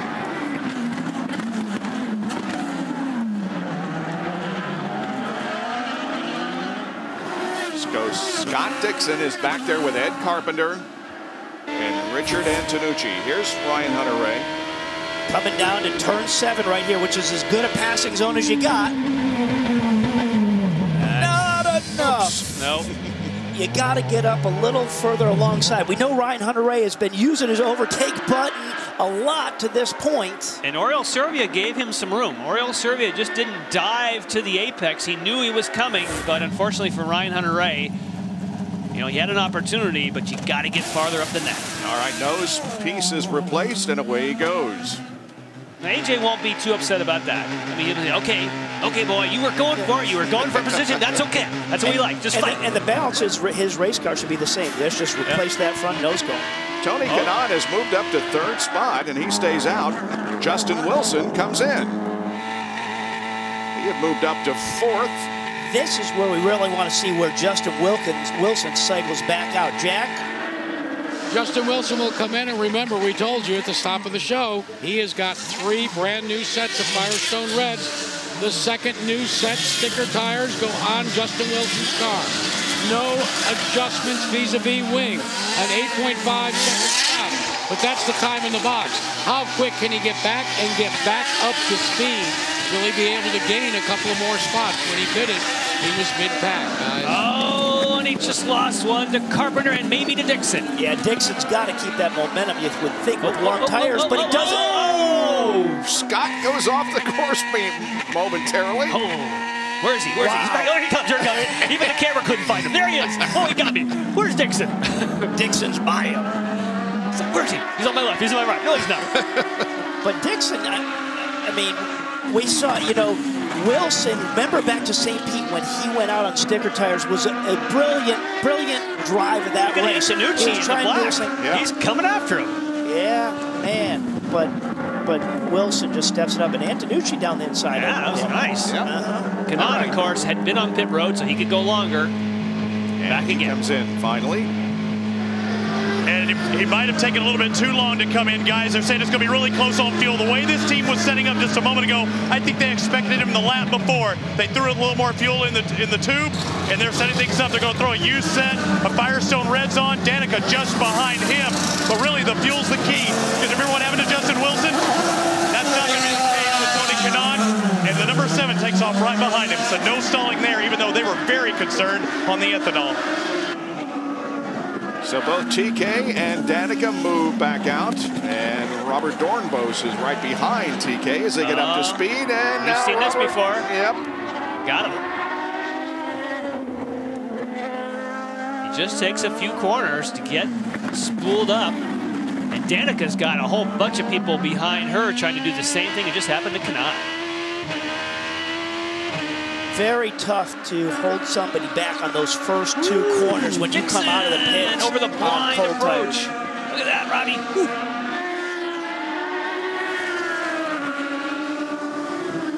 He's going to dive right there. There it is. He should be alongside. That's a clean pass. At the same time, Antonucci pulls off a clean pass, and Wilson's trying to go with Antonucci. That's 2 positions down for Danica. Now Montani has a go. Wow, side by side.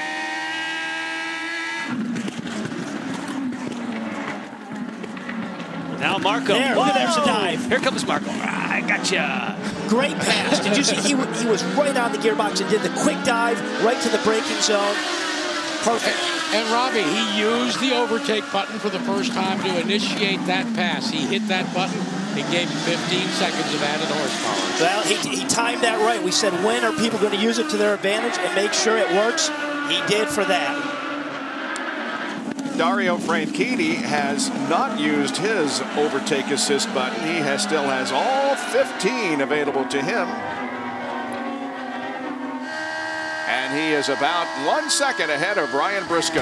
Castro Neves remains third, Muto fourth, and Marias running fifth. Bob Jenkins, Jan Beekes, Robbie Buell, Jack Arute, Robbie Floyd, and Lindy Thaxton back at Infineon Raceway, Sonoma, California. We have seen some really good close racing here in the first 33 laps of this race. We're on board with Justin Wilson, but up ahead is Richard Antonucci. This is 14th and 15th. Antonucci, of course, is the nephew of former Indy 500 winner Eddie Cheever. He is basically the road course driver for this 3G team, and he's shown flashes of brilliance this year. And ever since he got on board with Greg Beck and that 3G team at Watkins Glen, they keep improving the car, get better and better. Owen Snyder, the engineer on that, this morning I said to him, he said, we're getting there, we're learning, and Richard's learning too. But he's got his mirrors full right there, that guy, Justin Wilson. But he hasn't cracked. He has not cracked. There we're on board with Wilson, Antonucci right in front. Now check out the in-lap for Franchitti and Briscoe. So Briscoe is the winner of that one. And then on the way out, Muto is the winner on the out-lap. So those are critical laps, Robbie.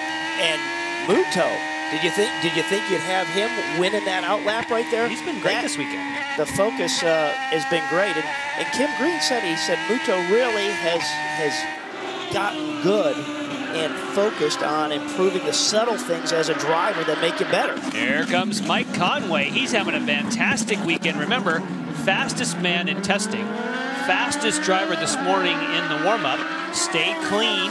Robbie, I know you got to be happy about that through the first corner, and he's moving up. He is currently running in 7th position. Weldon, of course, is 6th. Now, both of them are about 25 seconds behind the leader, but they certainly are having a spirited duel. And a nice-looking car also by Conway's. It is. A little different color combination. That's actually a wrap. That's all a vinyl wrap that we did to change on that car to make it black from the normal blue with the different sponsors on there. It's Trans Systems this weekend, so they got a big contingent here. And like you say, I was just happy to see Mike not be part of that melee or whatever other words we've used for that turn 1 incident. So you could park that car and peel that wrap off and it would go back to last week's look? Yes. Very cool. With a paint base, you still would have to put a graphic of Dad's back on it or Charter, whoever it may be, but the base behind there is all blue. Yeah. Sweet. Yeah. Is that technology. Cheaper? Is that cheaper?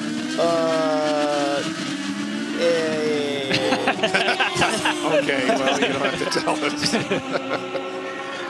Engineers don't like it if you're at a super speedway because it just isn't quite as clean, though. Road courses is okay.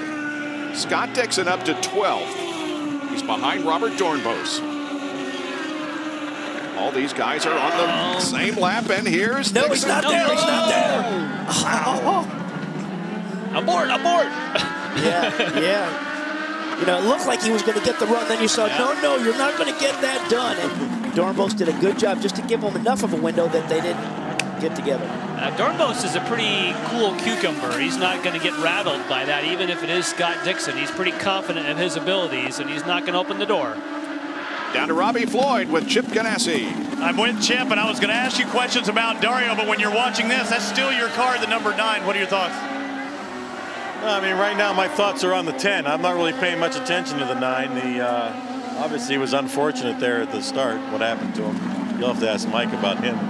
As far as the number 10 goes, I haven't heard anything from Dario out there, and he hasn't been too happy with the car on road courses lately. What's been the turnaround today? Because, I mean, he obviously seems happy. I mean, he felt bad because his teammate came out here and did all the testing a few weeks ago, and Dario's taking advantage of it, you know, and that's what being a team's all about. In one respect, it's unfortunate they're not both up there right now. Are you happy with everything that's going away right now? I mean, he's out in front. Is it one of those he's going fast and saving fuel deals? So far, so good. He's saving enough fuel.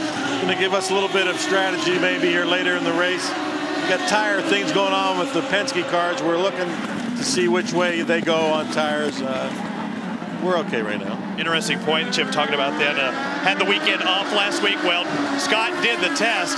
Dario got to watch a little bit, and everybody did a little public service going to the Target House in Nashville for the St. Jude's Children's Hospital. So it was a busy week last week, even though it wasn't a race weekend.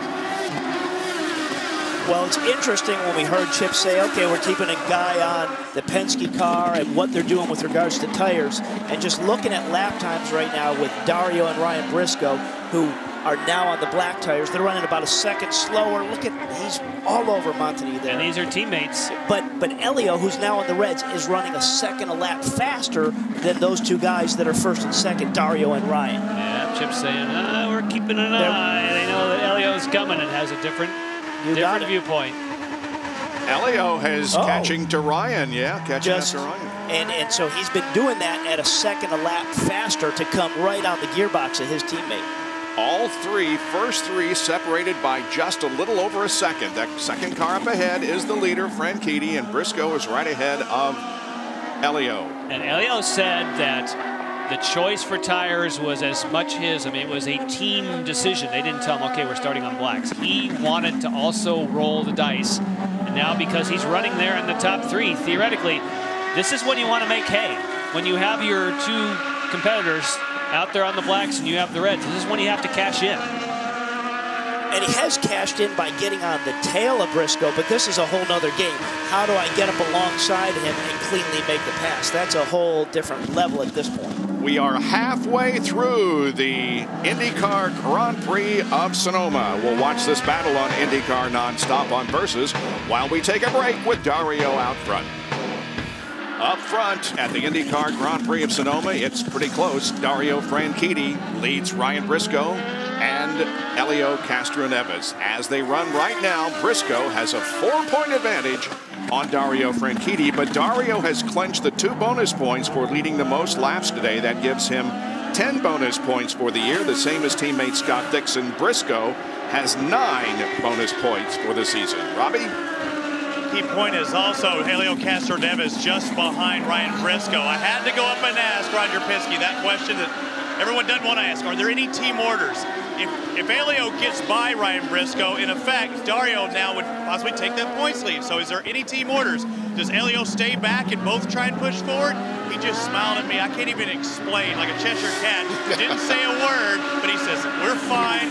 We're on blacks. Elio's on reds. That's why he's going a little bit faster. And it's a little bit early for that. And speaking of Penske, I can tell you I just got a text message from the hospital in Santa Rosa that Will Power's watching the show. He wants to be driving along with Nelson Fleet. They're both watching, recuperating. So, Will, we wish you well.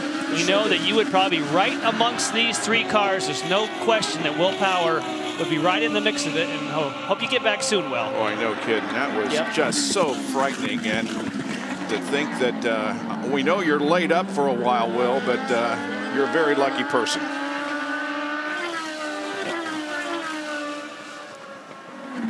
Hey guys, I'm taking a look at this point in the race and who do I like and who do I not like. We talked a little bit about Ryan Briscoe, but let's take a look at the leader for just a second. Last time out, Franchitti was able to stretch it. He was able to get one extra lap on his competition in terms of pitting. Now, what's going to pay off back down when he goes to his next stop is the ability for him to be able to come in one lap later. What does that mean? Well, Jan, you know, don't have to take so much fuel to pack it in. And even in these little split seconds, if it's under green, that's going to be an advantage. But I think you can say the same for Elio Castroneves. Now, he wasn't able to stretch his mileage, but right now, Tim Cindric has told him to do exactly that. Says we need to get a little better mileage. I think Team Penske wants to try and keep pace with Dario Franchitti in terms of the number of laps they do on their full fuel loads. Say that 6 times swiftly. While we watch 11th and 12th here, Dixon, there's Montany, who got off course and is getting back up to speed. Montany in his debut in the IndyCar Series had a little incident with Richard Antonucci, we understand. Rafa Matos is up there ahead of Tony Kanaan, and Matos is having a good race for Lusso Dragon Racing, running in 9th spot. And more on that from Lindy. And Rafa Matos has had a long week after he tested here last weekend. He went to Brazil to be with his mom for her 3rd round of chemotherapy. He has a pink ribbon on his car. He is complaining of a little bit of understeer. They are considering making some tire pressure adjustments. And Lindy, he told me this morning that the reason they were struggling is they had 2 or 3 things, Robbie, they were working on. Like going over the top of the hill, some high-speed push, or this. In other words, they finally had to say, we can't find a compromise. We have to figure out the one thing we need to fix. They tried to always keep fixing 3 things at a time. They said, as soon as we picked out what's the most important and worked on that, he went straight forward. Yeah, and it's so tough to figure out what it is when you're changing 3 variables at once. You got to do 1 each time so you know what it is. And just as we were watching that, we talked about the overtake button to pass somebody. Again, it is a good defensive tool, and right when we were talking about Rafa, he was going to that button to protect his position against that guy right there, Tony Kanaan. And Montany has come into pit lane. And they have the nose off the car. Montany driving the AFS, that's automatic fire sprinklers. This team, of course, fields a 2-car team in the Firestone Indy Lights for J.R. Hildebrand, the points leader in the series, and Sebastian Saavedra. And Montany, of course, did all the testing for Andretti Green Racing at this racetrack. He came similar to what we heard Scott Dixon did the testing for Target Chip Ganassi Racing, and obviously he must have found a good setup. Yep. Other than the first corner, they've been fast. So here's that instant. There he is, Montany going down the inside as they go into turn 11, and Antonucci was coming down and you can see it bent the left front suspension. That's why he's in the pits now. You can clearly see that upper A-arm was bent. And probably enough of a contact where it bent something on the right front of Antonucci. We'll see if he gets in the pits here in a second. 1st, 2nd, and 3rd right here. 45 laps completed, 30 more to go in the IndyCar Grand Prix of Sonoma. Franchitti leads. The first 3 continue to run very, very closely together, especially 2nd and 3rd, as Elio has been right on the rear wing of Ryan Briscoe for the past few laps. Dario leads, Briscoe 2nd, and Elio is in 3rd. On board with Elio through turn 10. Well, we mentioned that Will Power has texted Jan, and here is the crash. Will, if you don't want to see it, look away, but here's what happened yesterday. This is the first one with Nelson Philippe getting off course, and this is the second one. Nelson is watching as well. Nelson, you might want to look away for this one. EJ Viso wasn't using all the track, but look at that. Full throttle up over the top of the hill. The yellow lights, the yellow flag was out, but he was already committed. And look at that damage, Will. We're glad. I know that you're discouraged and want to be driving, but man, oh man, are we glad that you're going to recover. And it's about 102 miles an hour when we looked at that, Jan, that you crest that hill at 3A. And you know, you got to think about Nelson Philippe was watching as well. You could see him looking up the track. He knew, he's thinking, he must have been thinking, oh, please, nobody come over the hill, please, please. Yeah. Oh, here's Kanaan. TK trying to get to the inside of Matos, can't get the job done. So they continue to run 9th and 10th. Rafa 9th, TK 10th. And TK will get another run up there on Rafa. It looks as though Rafa's on the black side. Ooh, he's a little bit wide as he's coming through there. That may set up TK for a good run to 7. Not close enough, but it is the Firestone Reds versus the Blacks, and TK's on the Reds. Ilka Duno enters pit lane. She finds herself 2 laps down, running in 19th spot. And Elio trying to get to the inside of Brian. You know what I was just going to say before that? Sorry, if I was Ryan Briscoe, I would really like to be in his position right now because my teammate's behind me. And if anybody's going to come challenge me for the points or championship, I got my teammate behind me that's going to protect me. Right then, his teammate went down there, took a look at him going into turn 2. And Scott Dixon will come in for his pit stop, next scheduled pit stop. Wow. He is going to have to save fuel to make it to the end. He's in the very early part of the window, Robbie. This is a bit on the early side. He comes in 11th place, and he was back as far as 15th place. Mike Hall said there were no changes, nothing else. He's just going to try and get that full load of fuel, that ethanol. He's just going for position right now and trying to stretch it as far as he possibly can. You see, they held it. They got every last drop into that target car. And Robbie, this is a case we talk about a lot. You want to be the first person to make the last stop. If there were a caution now, that would be a free pass for Dixon up the front. You wouldn't do it if you're leading, but that's a protection in case there's a full course caution. It is, and he is very early on making that stop. I mean, he's got to run 28 laps, and if it goes green. So right now he is in full lean, and they're going to do everything they can to make fuel. And he's as good as anybody doing it, Scott Dixon. So it may work. Mario Marias in 5th position. This happened just a moment ago. Into 9, locks him up, and misses the corner. And that is okay, but he cannot maintain that position. He has to give that position up to the car behind him. But the definition is if he's on your rear wing. Is what they said in the driver's meeting. So was he on the rear wing, or was he not quite on the rear wing? I say yes, he was close enough. I say he wasn't. All right, good, we got one. All right. Well, no, you know, if there wasn't that runoff there, or if there was a wall or something else, he'd be out of it anyhow. Yeah. So he should give up that position. And here, moments ago, was Elio. Same spot. Yep, same spot, trying to get by Briscoe. Wow. More Briscoe having trouble coming in. Well, and you got to think now with that moment there and what we saw with Elio challenging up in turn 2, he's probably going to go by his teammate here in the next lap. Let me take you back to Milwaukee. Do you remember when the roles were reversed and Ryan Briscoe was looking at a lap to Elio Castroneves, and Briscoe was the gentleman and waiting and waiting and waiting, and actually many people feel as if the wind slipped through his fingers in a scenario just like this. Well, Ryan Briscoe is a team player, but Robbie Buell, you know, that was a litmus moment, a turning point in Ryan Briscoe. No more Mr. Nice Guy. So if Elio does try to pass his teammate, forget team orders and forget, pardon me, mind if I play through. Regardless of what's on the side of those 2 cars, they'll go at it hammer and tong. No question. You and I talked about that, Jack, and it was a year ago that Briscoe won there at Milwaukee, letting everybody know and letting the team know, I can do this for you. And it was this year he said, you know what, I got to fight for myself here, and we're seeing just that, Jack. Great call. Moments ago, we go on board with TK. It's the same place, turn 9. And he missed the corner. But he's going to come back on behind Rafa. There's Wilson. Everybody's correct. Everybody's happy there. There's no correction. He gave that spot up to Wilson. Wilson had the momentum. I'm not sure he gave it up, but anyhow, that's all fair play in terms of the way they are making the rules for that off and on in turn 9 and 9A. Hey, guys, I got a question for you upstairs. We're seeing so much of that through that area.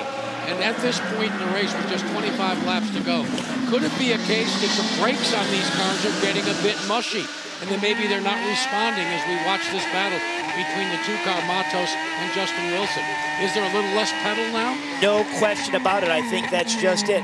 You know, there's so much temperature that we've had in these guys. We haven't had any yellows that's allowed these guys to get off the brake pedals to cool them down. So the brake pedal is getting very, very hot. Those rotors get very hot, and that pedal just gets a little long and a little soft, and that's probably just what we're seeing in that big brake zone. Dan Weldon in, Robbie. The number 4 car comes in, talking about a little bit of push. Remember, that left front wing is broken. They're not going to change that, but he is throwing a brand new set of red Firestone Firehawks. He has a fresh set of tires to go just as he makes his way out. The number 27 of Deki Muto sets up, and he has scuffed reds ready to go out. His teammate Marco Andretti at the same time gets his stop. Look how close the top 3 are. Oh. We've got a battle on our hands before the last pit stop. Well, we know these are the key laps right now. Right, the pit-in laps, the laps before you're going to come on to pit road. Get everything you can.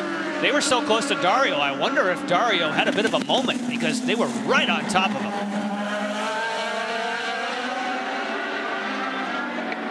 This next round of pit stops amongst these 3 guys right here is going to be fantastic to see how that shakes out.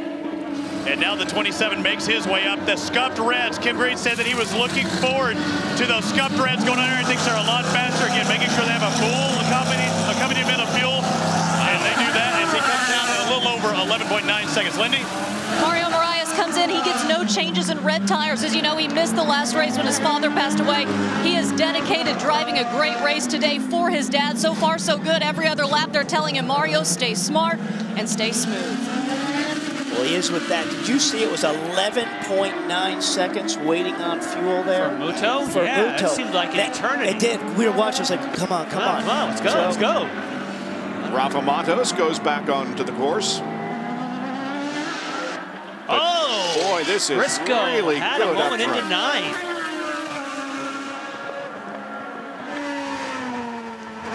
Oh, thanks for taking us on board there.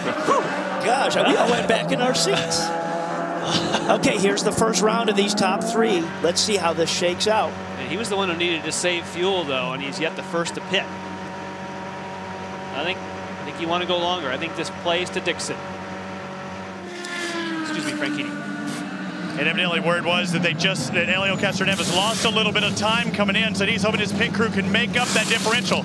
Takes off the worn Firestone Firehawk reds, puts on a brand new set of sticker reds, and he's back out. That was a quick time, but again, they made a comment, said they thought he lost a little time coming in.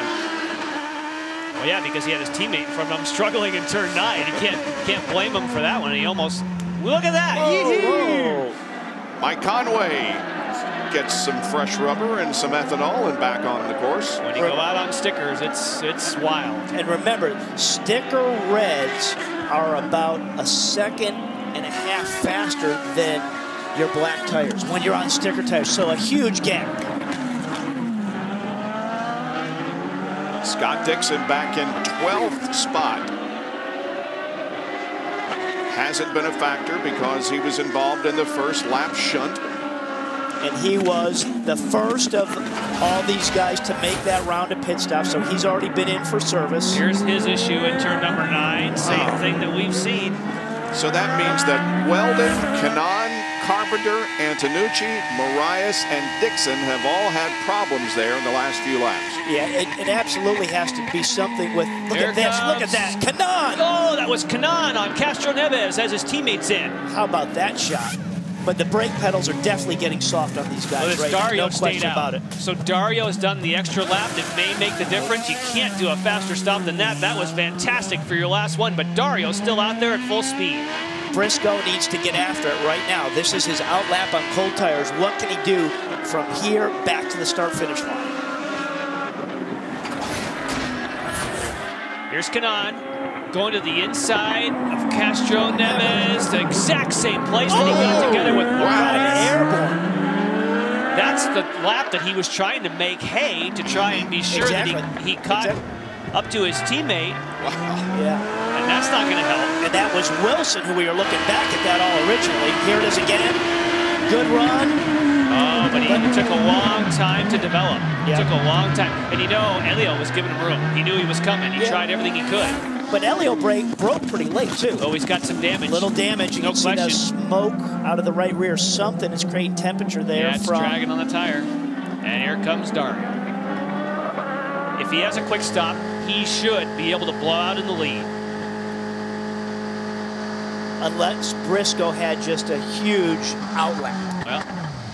All right, let's see how the stop goes. Why you run the race. 20 to go, 20 laps to go. Okay, those are scuffed reds. Theoretically, you come up to temperature faster. Wow, that was a good one. Less than 7 seconds. All right, where's Ryan? I think sticker reds are as good as anything of coming back up to temperature. He should pop under the bridge just about now. Franchitti definitely laid down. His in-lap was good because we didn't even see Briscoe there coming through turn 1. He just was popping under that bridge as we cut to Kanaan. Here's TK stop. Boy, his week has not started off well. Earlier in practice yesterday, he actually broke the shaft that goes into the master cylinder. It almost could have been an ugly situation for TK. Right now, I think it's fuel that they've been most concerned with. They throw on the red scuffed tires, and this guy who won here back in the inaugural season, 2005, and he's having nothing like that easy race he did back in 05. Well, speaking of easy race, Robbie, Dario Franchitti came out way ahead of Ryan Briscoe, showing that if you can run longer, you can take advantage of that.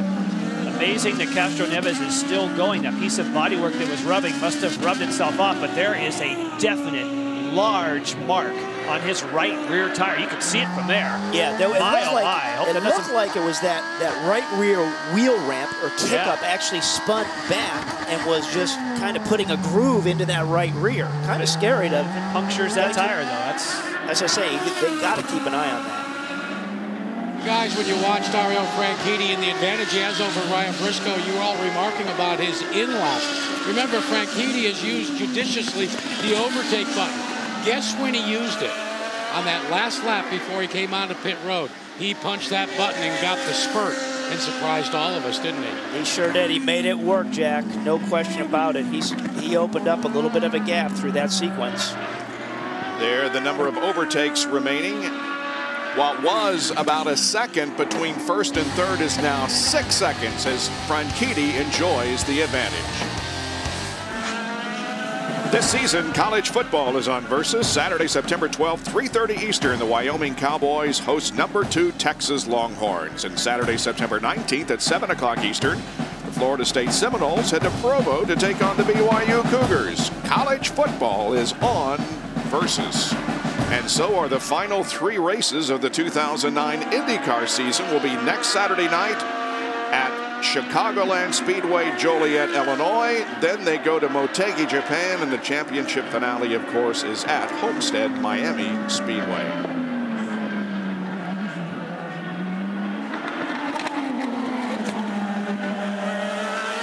Scott Dixon running in 12th position. Marco Andretti running in 13th with 17 laps to go.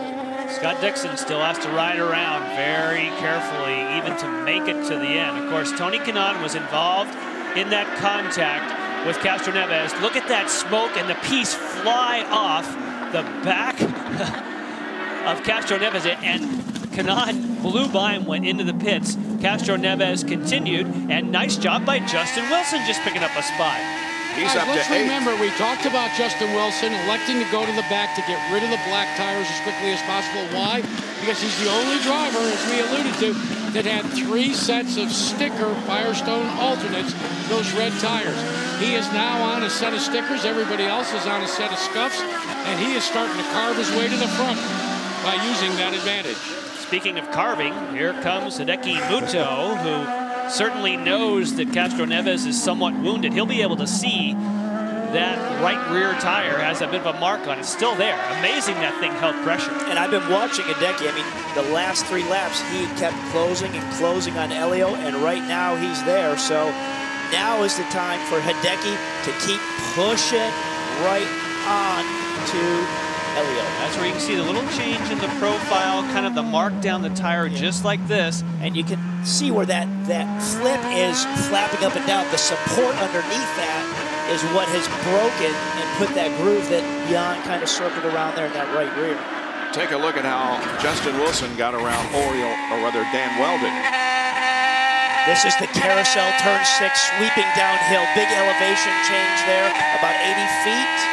And he's on the button. That was his left hand going for the button for a little bit of overtake. See ya.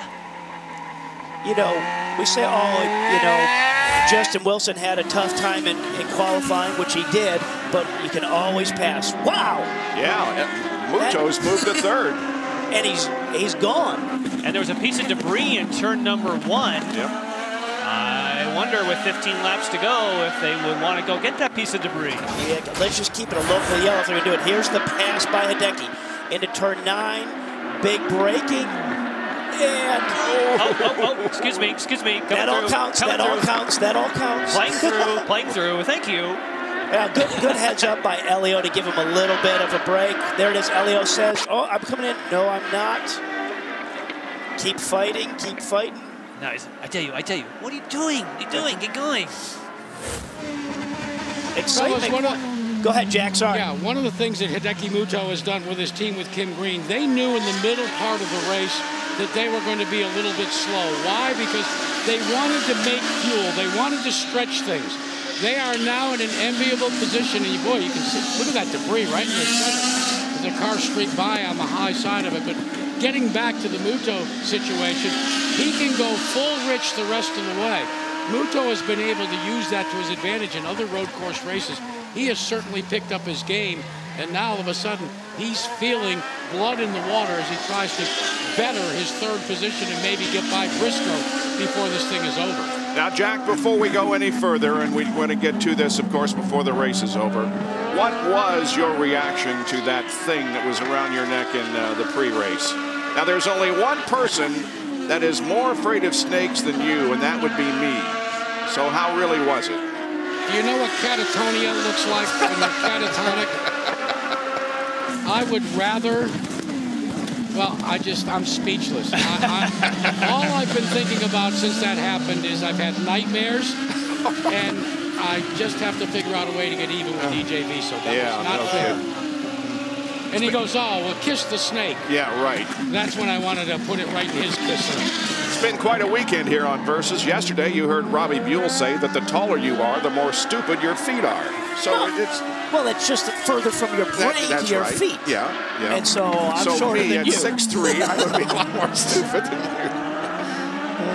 you. Well, we got a good battle here as Ryan Briscoe is very, very close to our leader, Dario Franchitti. Now, Franchitti has led every lap so far, and in 181 previous IndyCar Series events, only one time has a driver led flag to flag. That was back in 2003 when Scott Dixon led all 206 laps of a rain-shortened event at Richmond. So Dario may be on his way to a second flag to flag. Well, the faster car of these two guys going for the battle, obviously Ryan has closed up on the back of Dario, so he's got a little bit quicker car. The lap prior to him just getting on his tail, he ran 7/10 faster on that lap than Dario. So now what Briscoe needs to size up is this right in front, traffic. How can he take advantage of this traffic up in front to make a shot at Franchitti? I mentioned that Elio has lost another spot. He's back to 5th as Mario Moraes has passed him and gone into 4th. Here are the two leaders coming around Milcaduno and getting there successfully. Nicely stayed up on the high side and let those guys take the proper racing line and get on with their show. All right, we got 13 laps to go in this IndyCar Grand Prix of Sonoma at Infineon Raceway, and Dario Franchitti has been the man. 11 laps to go. Here's what's happened so far. Well, of course, if you're going to do a recap, you got to talk about lap 1. That's where pretty much everything broke loose. Marco Andretti contact, Scott Dixon contact, Montagny spinning around. So many people on and off, but certainly for Scott Dixon in the middle of the picture, not what he wanted. Now, talk about teammates with different outcomes. Dario Franchitti gets another lap, and look at the distance he makes on the field by going farther on fuel for his first pit stop. He's been there the rest of the day, Ryan Briscoe chasing, but there was lots of contact throughout the field. Here were former teammates back in the Indy Lights days. Boing! Sorry about that. Bit of a hit and run going on between Canan and Castro Neves. Of course, Castro Neves had some smoking tires there for a while. The piece flew off, and he's now kind of been wounded and being picked off by a few people. That's been a busy corner for Elio today. In the warm-up, that's where he had his tap with Moraes. He just had another incident that we just saw, so a busy spot for him. Team Penske trying to go to the top of the most wins by team board. Tie right now exists between Team Penske and Andretti Green Racing. but Dario has about a 0.7 of a second advantage. He has one other advantage, is that he pitted a lap later, meaning that he'll have a little more fuel. And Jack Arute was just telling us during the break that that means that Dario is good for fuel, but Briscoe has got to take it a little bit easy. But we heard Penske say earlier, or at least the report was, we're not racing the 9. We're not racing the 10, we're racing the 9. Right. And the 9 is in 12th position. The championship big picture. Andretti in 11th. So what that means is if you're Roger Penske, you're talking to Briscoe saying, stay where you are. If there's a door open, take it. Otherwise, just bring it home, because that's the kind of day we wanted, because we're racing Scott Dixon. Justin Wilson with a good run. He started dead last in this race. This is for position. And if he can make a good run here, this is the good passing zone coming into turn 9. He just looks just a little bit to fill those mirrors, but the way he's all over the back there of Servia, you think something's going to happen. That's for 7th place. He's And you're watching right now Justin Wilson's left hand hit that overtake button. He's got 15 seconds where he can use it. Will it pay off? Wow. Oh, don't do it there. Wow. Look out. Oh, Castro Neves is off. And stop. This is going to bring out a full course caution. Well, it depends where it is. If it's in an impact zone, it will. But he is. We got to figure out. That's what's outside of turn 1. There we go. Yep. Oh, and Ryan Hunter-Reay stopped. That's at the exit of the carousel going up to 7. Wow. That must be some kind of mechanical. This one here looks like that was a boy howdy. Look out! I'm off the course. That's out in the Toolies. Yeah, there, no isn't kidding. Except there aren't any Toolies. It's all dust. Oh, you can see the marks. Yeah, coming right off like that. Look out! Yeah. So, do you think there was contact with somebody there coming out? He was because it was earlier on in that corner, or do you think he was just fighting that racing car? Well, you know, he said he had to roll the dice. He knew he was a long shot in the championship, and you can't say he didn't roll the dice. Here's looking off the back, so there's no one, at least behind him. Yep. Turn 1, car compresses right here. Wow. That gives us no indication of anything other than he just went off the track. You heard it go, like, let's see, it's just like the thing. Oh yeah, something. Wow, yeah. it just didn't something. turn. I don't think he. No. It didn't start turning. The way he was so wide underneath that bridge on the outside of the corner, I think something wasn't responding on the front end. Something responded. He knew he wasn't going to make it, and he immediately shut the thing down. You just heard it immediately go, brr, just shut the thing, knowing I'm in trouble. He said hi to TK as he went by. Did you see that? Yeah. Meanwhile, Ryan Hunter-Reay. Bump and run there. Yeah. Ryan Hunter-Reay is also stopped. And apparently the car just died. Well, this is good news for Ryan Briscoe, who was having to save fuel. This yellow is going to let him go full out. On board here with Ryan Hunter-Reay. You're coming down through the carousel. It's dead right now. There's nothing there. Nobody home. Yeah, and he's reaching for switches. He's reaching. He's going, come on, reset. Come on, baby. No, nothing. Didn't happen. All right, down to Robbie Floyd with Tim Cindric. Tim, what's the word from Elio? I thought I heard something about right front suspension. Yeah, first of all, I'd like to say hello to Will out there. We missed that yellow car, and we're thinking of him for sure. Yeah, he said something happened in the right front suspension there when he went into the turn, and it could have been a result of him and Tony getting together, but it's unfortunate. That's the way it goes. We'll see if Ryan can pull this thing off at the end. It was one of those days where today just didn't start out right with the contact with Mario Moraes. Was the car good there towards the end until that happened? Because y'all were also setting up for fuel possibly. Yeah, it was good. You know, we were obviously trying to get track position on that last pit stop cycle, and didn't quite get there. And obviously Justin and Tony kind of held us up on our out laps, but that's the way it goes. We short-filled the car trying to get ourselves in track position, see what happens. So Elio was in a bit of a trick box. We might have had the right rear going down at the same time because it really never came up to pressure. So I think that incident with Tony caused a lot of that. But thanks a lot, Tim. Will Power out of the race. Elio Castroneves out of the race. The Team Penske member that still remains is Ryan Briscoe. this is going to be very interesting when we go back to racing. Right now, we have 7 laps to go as Helio Castroneves' car off the corner has caused our full course caution. Back in a moment. And of course, speaking of Brazil, that's where the 2010 IndyCar season will start. But we have 3 more races to go after this one in the 2009 season. And it looks like that finally going to get Helio's car out of the position that it stopped in, and it's been an up and down day for Helio, mostly down. This was this battle between Mario Moraes and Castroneves. This is practice. We heard Robbie Floyd talk earlier, and we actually interviewed both of them about that. This is the race itself. Okay, this is all right. You're racing now.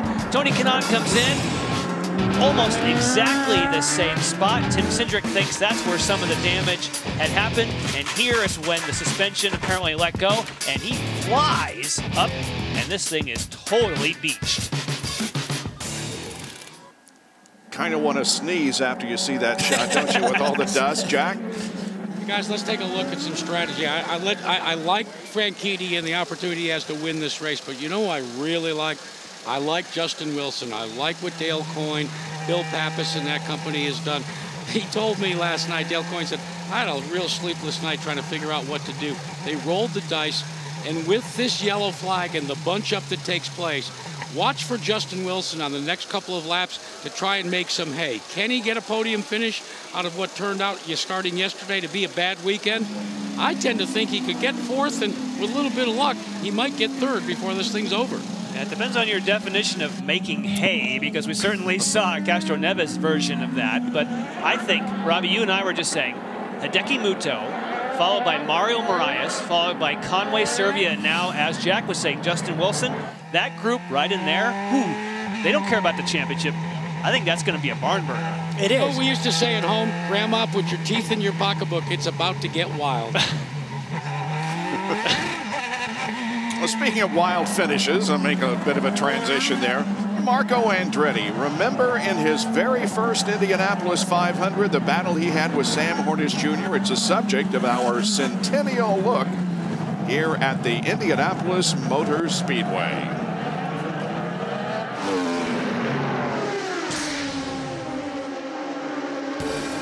It is 1 and 2, dad and son. Michael and Marco Andretti. Marco goes low, about 4 car lengths behind his dad, Michael Andretti. 3 laps will remain for Michael Andretti. 7.5 miles to realize the dream. Here goes Marco Andretti, side by side. He's going to make the pass at Wally. Hey, Dad, watch this. Dad could have probably been more difficult on me in turn 1, but at that point I knew I had new tires and knew Dad didn't. Here comes Sam, though. He is closing up on Marco Andretti. You can visually see him closing the gap. Sam Hornish Jr. is battling adversity throughout the day. He's trying to get the lead in Indy. And I pulled out to pass him, and I wasn't really going to try to pass him, but I thought, man, I got such a good run on him. I might as well go for it now. Hornish all over Marco Andretti. Almost goes into the pit lane. Marco slams the door, holds the lead by 5 car lengths. I knew he wasn't going to have enough at the end of turn 3, so I baited him to the inside. I slowly moved to the inside so he didn't go around the outside or anything like that. 19-year-old Marco Andretti, now less than 2 miles away from winning the 90th Indianapolis 500. Going through 1 and 2, I'm like, I might still have a chance at this. Going through 3 and 4, I think I'm going to get him. And coming off of 4, I'm like, this is all right. It's all, I'm going below him, outside of him, over top of him. I'm not lifting from here on out. And Sam Hornish Jr. right on the tail of Marco Andretti. Can a teenager win in Indianapolis? Sam Hornish Jr. makes the pass, he'll win it. Sam Hornish Jr. goes to the inside of Marco Andretti and wins it in the final 100 yards. At Indy, you're either first or it's nothing. I was happy to be there, and I couldn't ask for anything more.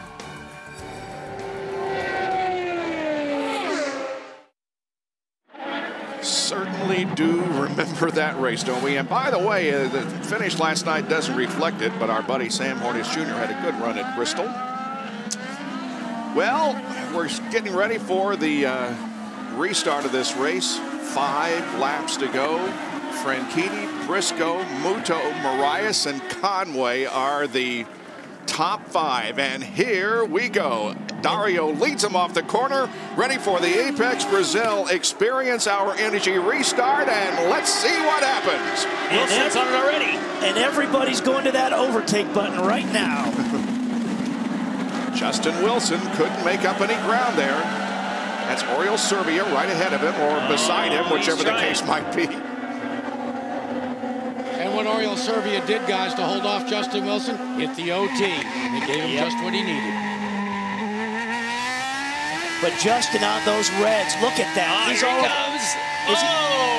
The air got taken off the front of the car, but boy, he's trying. Now's the time. Be patient right here. Now set up the run off of here so you can do something clean going into 7, which is just a good brake zone. And Serbia got off there well. Yeah, he did. Not going to happen there, Justin, is it? You want to talk about evenly matched cars? It doesn't get any closer than this. One little slip up and you're going down. 1, 2, 3, 4, 5, 6 cars that we can all see from his in-car camera. And there's a move. That's got to be Dixon. Dixon passes Andretti. Wow, we thought Dixon. And Antonucci misses the corner, and Danik is off track. Well, Antonucci will definitely have to give that up. But we're thinking, Scott Dixon is just trying to make it home. This is coming to the start-finish line towards turn 1.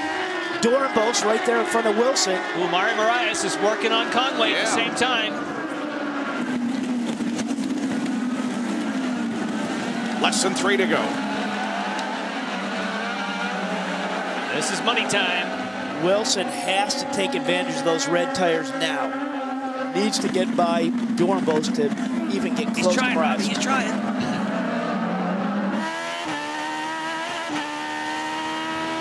Looking back off of Dornbos here, coming into the carousel corner at Wilson. Serbia. Excuse me, Serbia.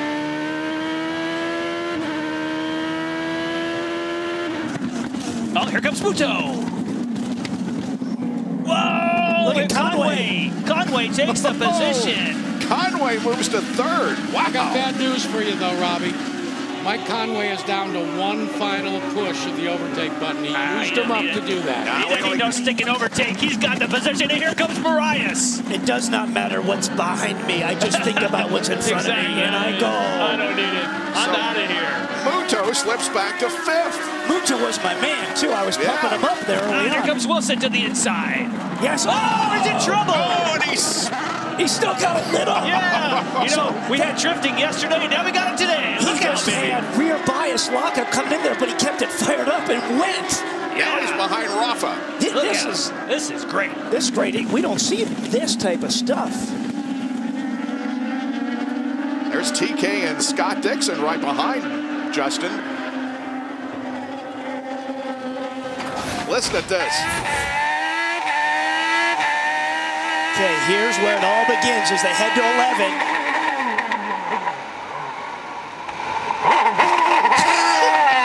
That thing never even stopped. Yeah. Just put the clutch in. Put the clutch in. Oh, man. He's looking back off of Serbia.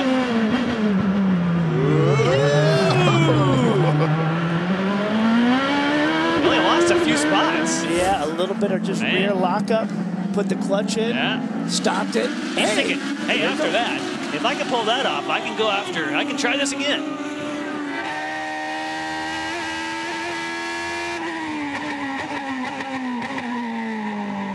Well, through all that, way to go, Mike Conway. If he stays there, he's going to make the podium. Yeah, no kidding.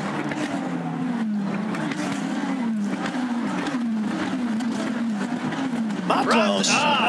Overcooks it. Wilson gets that one back. So does Kanai. Dixon. White flag. Right there. Yeah, like you said, Dixon. Hey, hello, Scott. Where'd you come from? Yeah, he's up to the top 10.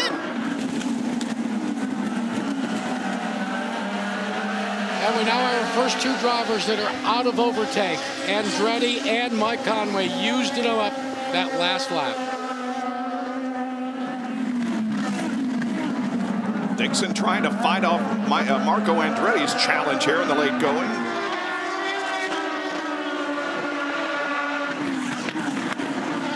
And look at this crew. Meanwhile, back up front, it is still... Look at Conway go. He won 2nd. He's on the podium. I want more. Man, oh man. Well, this is his last shot as they set up for 9. He was close in 7, but Robbie, I don't think he's close enough here. That's the spot right there. Mike's previous best finish was 6th at Watkins Glen. And he's a few feet away from a podium finish. Here they come into the final corner. It's Dario, Briscoe, and Conway across the line, and Dario Franchitti wins his 4th victory of the season. His 12th in the IndyCar Series. It's his first win here at Sonoma. Marias and Muto get top 5s. Wilson with a 7th place finish. And where's Scott Dixon? Back to 14th. He must have spun. He spun in the last corner. I really think Franchitti, the play to win this race is that lap he put in qualifying to put himself on the pole. He went on to lead every race, or every lap, but I think it goes back to that brilliant lap that put him on the pole. Down to Robbie with Chip. Chip Ganassi doing all these interviews here. How does it feel knowing that you finally got Dario's car right and stayed out in front all day long? Tell you, it's he got max points there this weekend. That's what he needed. You know, pole, led the most laps, wins the race. Both guys now have won 4 races. That's quite an accomplishment for Team Target. We're pretty happy with that. We'll see where we end up in the points. Yeah, your team all together, but Dario kept fighting after that, and it pays off. He watched the guy, Scott Dixon, test last week, but it paid dividends here today, guys. And here's what happened to Scott Dixon on the last lap. He did spin, but he had help. Look at this, Marco Andretti. Pow! Sorry, Scott, I'm coming through. Dropping Scott and to look at all those positions he lost. Yeah, dropping to 14th place finish. Well, Dario Franchitti is receiving the applause of the crowds. He'll be in victory lane when we come back. Izod salutes a winning performance with Izod victory lane. Here's Lindy with Dario. Dario Franchitti just getting his helmet off. This is his 4th win this year, his first win here at this race. There are more than 300 guests from Target here this weekend, and they are surrounding victory lane. Dario, get on out of here and talk to us here. Did making pole position, Dario, here it all comes. Was being on pole here at this race really a big difference for you in the race? I think it was critical. Track position was critical today, and I probably wasn't the most interesting race for the fans, but I did what I had to do today. I kept the Target car out front, and we stuck to our pit strategy. I kept a good, consistent pace. But there was a couple of interesting moments out there. We'll drop some stuff on the track, but great Target. So great job in the pits as always, and this is critical and crucial for the championship. And at the beginning and even some parts throughout, did you have any idea at the mayhem behind you? Awesome. Thanks, brother. I saw some bits of cars in the middle of the track, so I had some idea, but bits were too small to work out who it was, so I didn't know. But it was definitely a fun race out there for me. A great day. Congratulations, Dario. Thank you. Robbie? Thanks a lot, Lindy. Ryan Briscoe doing the final debriefing, and let me tell you, you're 4 points ahead. The points battle changes again, but this time in your hands. Consistency wins championship. 7 second-place finishes. That's consistent, bud. Yeah, it is. Who'd have thought a couple of years ago? But I'm gonna get run over here. No, but it's been good. I think if we're going to win this championship, I'm going to have to win at least one of the last 3 here. So it's that close. It's tough. Scott had a tough weekend, which helps us out a little bit, but Dario got maximum points, and he's right there. So we've just got to keep getting these points, and coming in second it gets old a little bit, but we know we're up there, and the wins are going to come. You're strong on the road and street, and we know how fast you're on the ovals. Good luck at the next stop at Chicagoland, guys. All right, Bob, this is Dario's 22nd win in American Open wheel racing. That moves him into a tie for 14th place with Emerson Fittipaldi and Helio Castroneves. Just in front of him with 24 legendary names, Bobby Rahal and Roger Ward. Dario wins at Infineon in the INDYCAR Grand Prix of Sonoma. Versus salutes the winning team. They're the members who did a great job in the pit area today, getting Dario Franchitti into victory lane. But a great run from Mike Conway, his best ever career finish 3rd. Here's Jack. Well, and Mikey told me while we were waiting for this interview that, boy, if I only had a couple of more laps. Car was hooked up. Yeah, it was. The Trans-Systems car was working great today. You know, at the beginning, it was obviously a big disappointment that we had a puncher in the first corner. We just had to come back from there. I just pushed as hard as I could all the time. You know, guys did a great job on the pit stops. Big thank you to the crew. And, let's go back though to the push through that you made on that restart when you got into that podium position that you now occupy. Yeah, I mean, it was just a case of getting close to Mario, and you know, fortunately he made a mistake into the hairpin there. I was just able to creep up on the inside of him, and then I just dummied Muto, just went to the outside and skipped to the inside, and it was just enough to get by him. And yeah, a great day. I mean, I was going to be happy with where I was at the point, but you know, I just wanted to see what was available to us, and third is fantastic. You know, big thank you to everyone. You know, I like the idea you called it, you dummied Muto, but anything you want to say to Robbie Buell upstairs? Hopefully he wasn't giving me too much of a hard time up there. He normally does, but no, obviously big thank you to Robbie. You know, great job. I know it's been a tough season, but you know, we've hung in there and we've got the right result now. This has been a big day for guys that felt pressure. Let's check in with another one. He's with Lindy. Mario Moraes, you advanced 7 spots in the first lap alone. You just kept moving up, and it was rough out there at times. How did you stay out of trouble? Well, I tried to be out of trouble in the first lap. It was quite a big mess, you know, and I couldn't avoid the contact. And, well, just hanging there. The Kevin Racing Technology did a great job today. You know, the whole weekend we had been working really hard because we could not test here the last week like everybody. And, well, the team did a great job. A career best finish for you. You dedicated this race to your father. Talk about him. Sure, you know, the last 2 weeks have been pretty tough for me. And one of the most difficult things was trying to be focused during the race, you know, because everything passed through your mind. And, well, yeah, definitely was pretty tough. Mario, congratulations. Thank you. It's kind of crazy when the 2007 winner here says, there's something about this racetrack I don't like, and I guess I kind of see why. Just wasn't your day. No, you know, it's kudos to obviously Dario. You know, it's a fantastic job, especially with so many Target supporters here today. But you know, it was a tough race. We everything we tried to do, we tried to catch a yellow. We pitted early to see if it could vault us up, and we just kind of kept coming out in the same position, racing with TK and Marco, and we got into a bit of a mix-up there quite at the end. We saw you aggressive till the end, making that pass on Marco Andretti, and then gave you a little love tap as well. Yeah, we made a few passes, I think, on quite a few people, and you know, right at the end there, he just kind of got into the back of me and spun me around. But you know, he came up, apologised, definitely didn't do it on purpose, but it's just one of those days, you know. That's racing, and I'm glad to move on and get out of here, and you know, hopefully get to the last 3 races, because I think we fared, you know, very well there last year. I think you're about 24 points behind the points leader now. You look at Dario, your teammate. He was 20 points coming behind this. Now he's only 4. That's amazing how the points change can switch when you have 3 contenders like that. Yeah, absolutely. It can switch, you know, big time, and you know, that's what we've got to look at. We've got to make sure that we're consistent in the last 3, and hopefully they can have a little bit of a blunder. But you know, I think we can go out. I think between the 2 of us, we've got cars.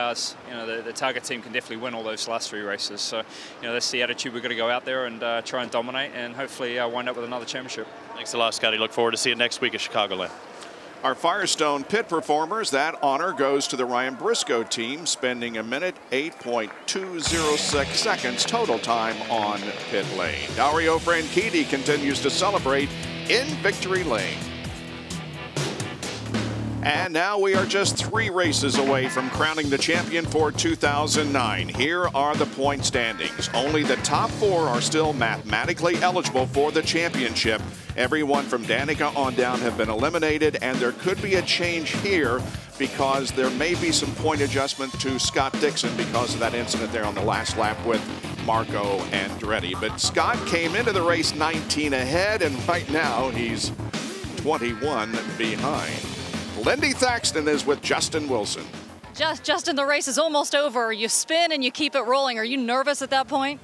No, at that point I'm just fired up and want to get going again. So yeah, I found myself tucked under Oriol's rear wing, and you know, just went sliding in there, and I thought I was going to take a few people out, but fortunately they gave me room and I was able to dump the clutch and get going again. So it was a fun race. Why did you decide to take the risk, start at the back, and why you did that? Do you think it worked?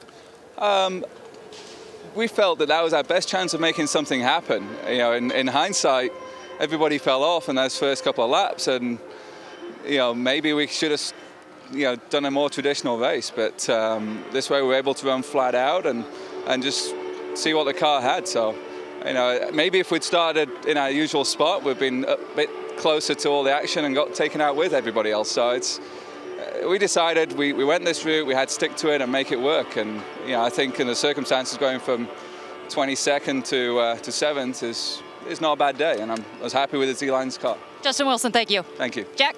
Let's get a quick last word with Dario Franchitti. I want to talk to Barry Wanzer because it's all about the crew in this particular instance. Yeah, certainly everybody worked really hard, to get here, and the guys performed, flawlessly in the pits today, which certainly contributed to Dario's run on the track.